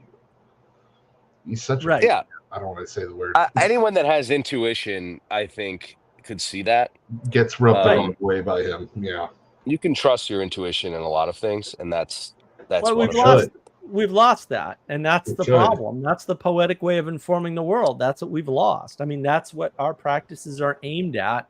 That was the revelation we had 4 years ago now, is that this is what people are missing, and they're actually missing it, and that causes them to engage in full-on delusions about the world. And it's like, Yeah. no, bro, like, you can't interact with the world because you don't have a set of skills anymore. It was educated out of you to some extent, or taught out of you by bad schooling to some extent, but also your parents. What WeScape said in the comments earlier, judged by their fruits, and that's the problem. Without eyes to see, you can't. Yeah, a lot of people can't. Like, they really, the number of people I keep having to remind, like, you guys say you got stuff, but we actually have documents that we share with people. Like, I don't know we have entire practices we've developed from scratch. You guys say you want to do a thing, but you won't come and do it with us. I don't believe you. I believe that what you want is the high of the conversation, the next discussion, the argument, or whatever. There's that whole sophistry. sophistry, wanking off. I can't stand any of that. Sophistry. Well, sophistry in ancient Greece, man, that was the big crime. And that was the big drug. Man, It was everywhere. And I think that's, being encouraged, basically. Because why discern? And then you don't have to discern. You don't have to look at somebody brandishing a knife angrily on a screen and figure out they're not a pacifist. I know they're saying the words, I'm a pacifist, while they're angrily brandishing a knife on the screen on a live video that we have a clip of. They're not a pacifist, dude. Like, it's not that hard. They're telling you and showing you exactly who they are. Right? They're telling you through the tone of their voice, the angry, I'm a pacifist. Like, I don't believe I will love you even if it kills me. Right, with my knife. Don, Sam Harris surpassed that moment when he told Peterson we should be able to do surgery to remove the part of people's brains where the evil urges are. Yeah, Don, I remember that. That was freaking hysterical. Like, I laughed so hard at that, and then I just shook my head. I'm like, this guy's retarded. Like, he's actually stupid. Yeah. What a dopey thing to say. New atheists that I speak to believe that. Like, because if you've listened to a lot of new atheists, because their ideas are basically bankrupt and they're really seeing the end of that train. They're getting on the transhuman, transcendent, singularity train where science, technology, and surgery will fix what ails us. Right. And so most of them are in that camp, and they've really adopted that same thing. Like, we can find all the things of the brain and personality because it's all physical. It's all material. Yeah. Yeah. A very privileged worldview, might I add. Right. Well, to be fair, that came down from the most richest people. Well, to be fair, they think that that's the answer to all Of course. the You don't have world's to do anything ills, to earn including it. those who are underprivileged. Doesn't require Well, any yeah, commitment from you. Sally Joe's Yeah. got a point. Man, didn't know Sam wanted his whole brain removed. Sad. Can confirm, Sally. Can confirm. If it can Doug make him wanted his whole right, he brain would do removed. it. Well, we've done this before. We've done lobotomies. Like, we've done Yeah, this. Right. This is the funny part. Like, scientists are immune to bad experimental results. It's always like, well, I know we've tried this 62,000 times and this experiment's been set up by thousands of people, literally. But one more time, guys. You know, and I'm like, bro, when do you get the news? Like, when does the message get through? The reason why the experiments keep failing is because your thesis is wrong. Like, when do you come to that conclusion? Never with these people. It's bizarre to me. It's so strange. Yeah, it's their religion.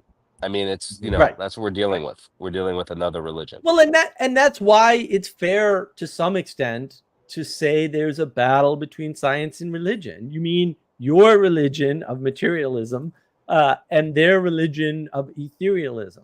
Sure, fair enough. Also, one's bigger and came first, and it ain't yours. So, like, good luck to that. And I'm not joking. Like, man, if there is an actual war or fight or battle or conflict between religion and non-religion, arm the priests. Let's see how it goes, because I'm fairly sure I know who's gonna win. So I'm all in. Let's get this fight over with. Yeah, Sorry. and I think anyone, if you look at the just anyone that is any good in combat, they're probably religious. That's right. Right. No, they all are. Right. Like, Yeah. that's the funny part. Sally Joe, we are doing them now. We are taking the women and the men out of people pursuing the mythical, quote, humanity. Yeah, the new mythos of humanity. Right, Dawn, the current version of lobotomy is transgender surgery.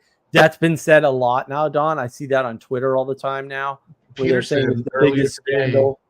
Peterson, 9 hours ago, just released his new video, and it's called "It's the New Lobotomy: Black Markets in Children's Hospitals." Right.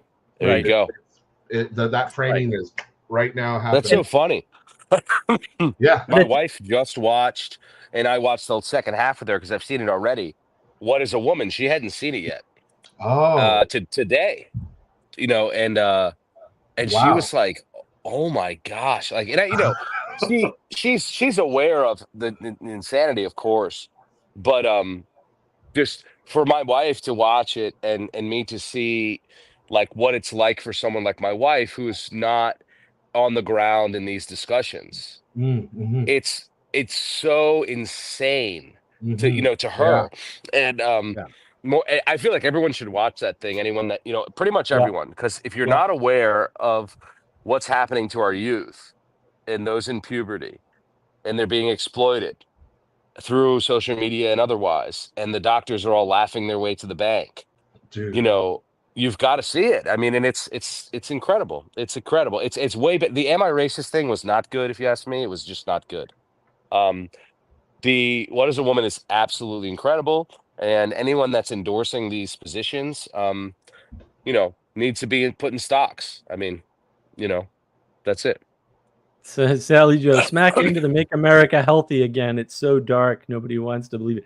Yeah, look, I mean, on the one hand, you should engage. There's a PBS special in particular. I don't know if it was Frontline or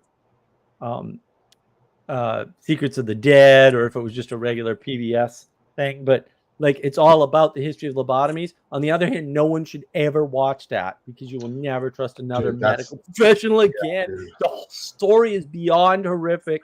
People knew, they did it anyway. It was a catastrophe, but it's a good life lesson. It's just it will probably make you cry, maybe for a week or more, right? This is how dark the whole thing is. Yeah, I really liked What Is a Woman.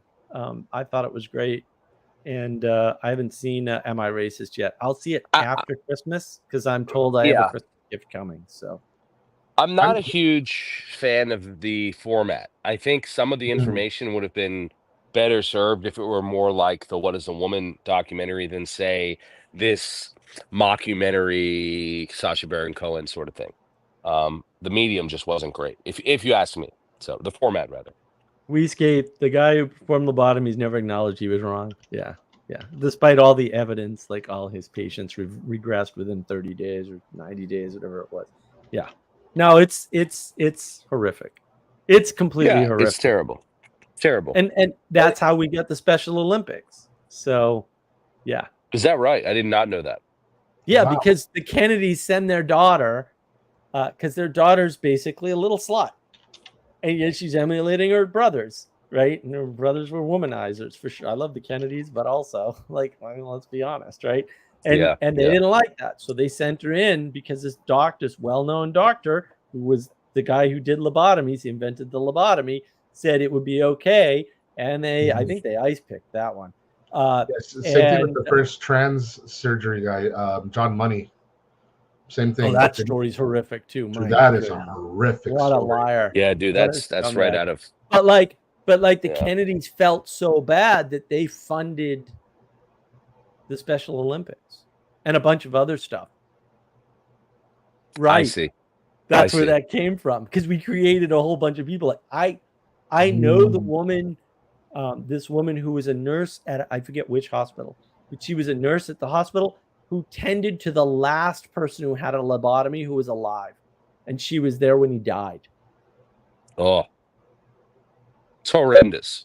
That's hitting me right in the chest. Yeah, these it's people tough. that were involved in those should have been put in stocks and executed. I mean, that's it's like And we didn't do it. And it's like, no, Yeah. man, you know. When does the left go too far? That's it right there, dude. When it sits on the That's it. left, because leftism slides into Get ready, boundless bucko. nothingness. Yeah. You know, Emily, we watched What Is a Woman Tonight, and Peterson came on, and because my wife is like sort of like somewhat aware of some things that go on, and she's like, is that before or after he had his breakdown? I was like, oh no, this is after. She's like, do you still like him? And I was like, oh yeah, Peterson's great. Like, we have all our disagreements, like especially when he starts to get into the religion, and he's a Jungian and a symbolic guy, but he's amazing. Like, I every time I listen to him speak, and you know, I have all sorts of political and religious disagreements with him, he's amazing. He's just, and my wife is like, yeah, I really appreciate how bold he is, and that's right. Like, that's why I love him. You know, that's why I love him. And in that documentary, I forgot about it.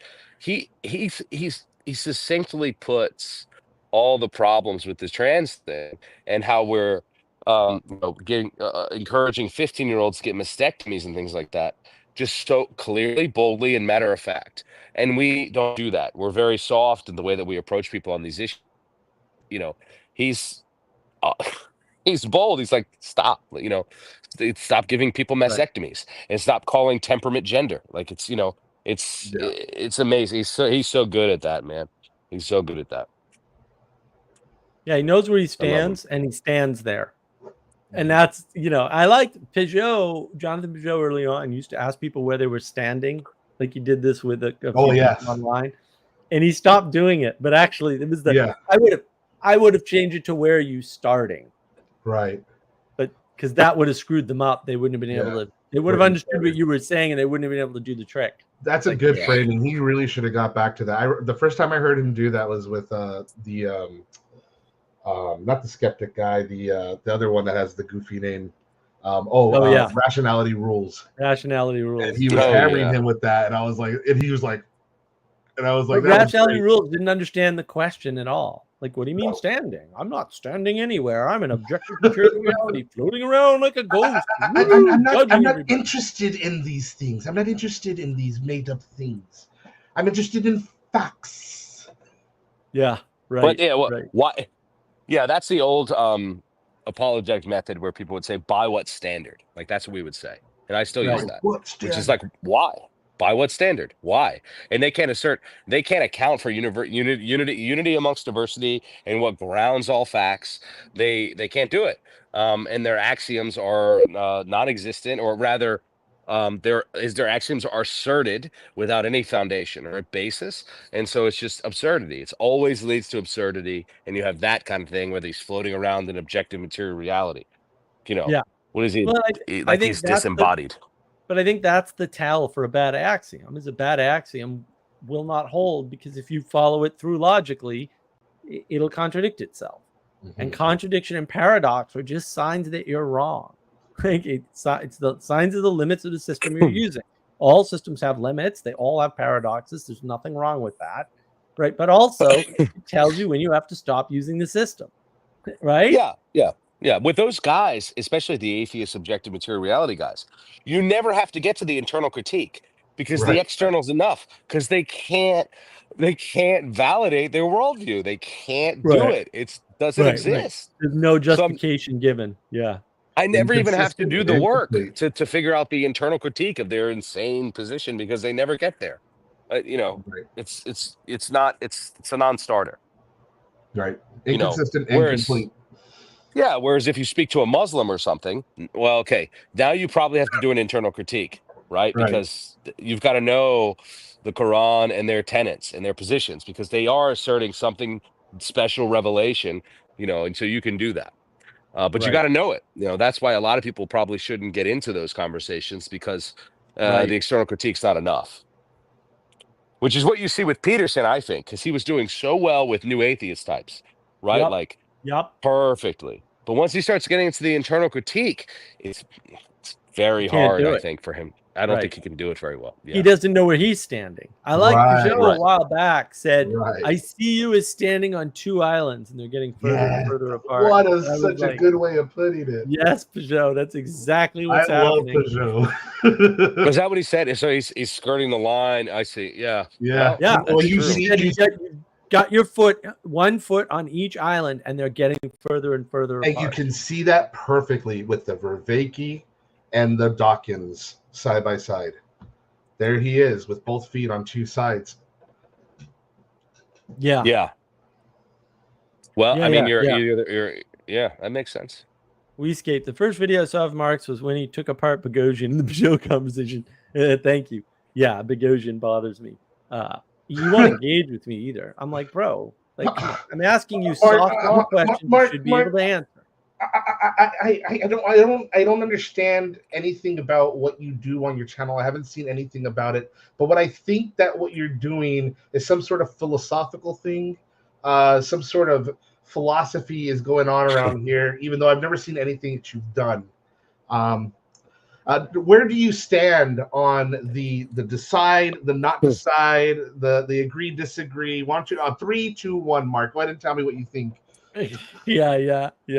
It's 2-1. It's almost unfair. Talk about much ado about nothing. Like Peter yeah, Boghossian is insufferable. I can't do it. Well, but Boghossian's one of those guys. I'm like, bro, if it's about logic, reason, and rationality, you're screwed. Like you suck at this so bad. It's hysterical. Like you're just funny to me because you're awful. You got one movie, you're not very good at it. What is his awful at career it. even? He's Like, what is terrible. his actual career? He was a troll who made those white papers. Well, yeah. And then he went after NPR, and then now that's it. Right. That's what I'm wondering. Like, what is he doing with his life? This He's making got people his stand PhD. on little placards on the ground. He got kicked out of the academy, right? He did the hoax, right? And now he's got his little street epistemology project. And I'm like, first of all, you don't even know what epistemology means. I don't know what you're talking about, but it has nothing to do with the word epistemology. And second of all, you're a crazy relativist who can't logic his way into not talking about something you admit 17,000 times you know nothing about. That was so What are frustrating. you doing? That was so frustrating. I don't know anything about sports, but Wittgenstein said, and I'm like, yeah, okay, but Wittgenstein was wrong about that and probably everything else he ever said, but I haven't dealt with that yet, but I will. If required, I'll take apart Wittgenstein, no problem. You people don't get the trick. It's real easy too. But like, yeah, you can take apart modern philosophers for 4 seconds. It's really not that difficult. But like, no, sports is not like a family. No, Wittgenstein's just wrong about that. Like, everything is like a family. How's that? Now it's a universal. Also true. It's just as true as sports is like a family. You know what a dopey thing to say. I don't know anything about sports, but But in sports, you I don't know anything about sports or what it is that you're saying, but isn't it just it's just arbitrary? When you say it's just arbitrary rules, just it's arbitrary rule. You're just arbitrarily just making up anything to be sport. Right, but I felt bad because you tell that to the Dodgers. What? Peugeot couldn't really. I mean, he did a great job for sure, right? But he couldn't really hammer him. Like I would have nailed him to the wall with that. I would have nailed him to the wall. I want to take a moment real quick. I just want to point out something that I don't think has been pointed out on your server really, but Mark talks about being a pragmatist a lot, and I am very much a pragmatist and had that connection with Mark early on. I would really push anybody who's listening to this to go get a grasp on what pragmatism actually is and its roots out of the Civil War in America. It's really important. I think it's a very useful tool. I'm not saying it's a religion, but it's a very useful tool to diminish some of the floodwaters and like help your discernment. Yeah, really helps a lot. A lot of things coalesce into that pragmatism from people who saw a lot of death. Gives you a focus. Gives you a focal point. Yeah, it's just a really good. If you have no tools, it's a really good starter. It's a good starting deck to start chopping down a lot of bullshit. To just give you a little bit of it's something that we say a lot, and I don't think we've ever gone into it, and I think it's one of those unsung hero philosophies that came out of America. True. So I do a little shout out to the Civil War peeps. Yeah, I would never call myself a pragmatist, but I understand the utility of pragmatic thinking. Yeah, don't call yourself that. Who cares? Yeah. Just take a look at that tool. Some people don't need it, Bruce. Like a lot of this is why I make a distinction between the meaning crisis and the crisis of faith. Yeah, that's true. And then everybody else, right, who doesn't have a crisis. Weird. And we're all living on the same planet at the same time. Something's up with that. Right. Right. Well, it's the crisis of faith people are they eventually end up in the meaning crisis, as far as I can tell. They can. Yeah. I mean, I suppose there are people that get back on track, but if they stay that course, they end up in the meaning crisis. Sally Joe, deep breath, look at yourself and ask, why is this useful? Yeah, is this useful? Right. Or I have another one. I do the can good come from this? Because there's most things good can't come from. It just can't. Right, like it's just never gonna happen, and you can just filter out a lot of things with that. Can we manifest good here or not? No. Maybe it's a right. Maybe I won't engage. Right, a lot of my life is not engaging. It's not engaging in a way. It's not engage. I'm gonna filter all this garbage out, and sometimes I miss some good things for sure, absolutely. But also, most of the time I'm just missing bad things, and it's way better that I miss those good things too. Yeah, you have to pick and choose what you're going to engage in. You have to be wise and discern. That's discernment is required. Curate your signal. On that note, Bruce, closing thoughts while I close out my evil stream. The stream's not evil; it's about evil. Just so we're clear. Yeah, right. Closing thoughts. No, I mean, I stick to the same thoughts I currently have on all this. Is just people need to submit to their authorities. They need to submit to Christ, and they need to choose life and not death. So repent and believe, choose life. That's what I would say. I would say the same thing. I would just include also Mary. Submit to Mary. I don't think that there's enough people that are understanding the heart of the family, and that gets lost a lot. The Catholic Church I went to this last weekend could not be more packed, and people were spilling into the aisles, and it was just families and children everywhere. A lot of Hispanics, but a lot of other races too. Everybody was welcome, a lot of mixed races, and none of these people are having any crises like this. They are working hard. They're lovely families, and there's a lot of celebration. That's not necessarily an endorsement of Catholicism. Just there are places where people are not suffering in the way that you think. Right. They found their way out. Although I don't think just go to church works. Sally Joe, take care of yourself out there. We need you. Yeah.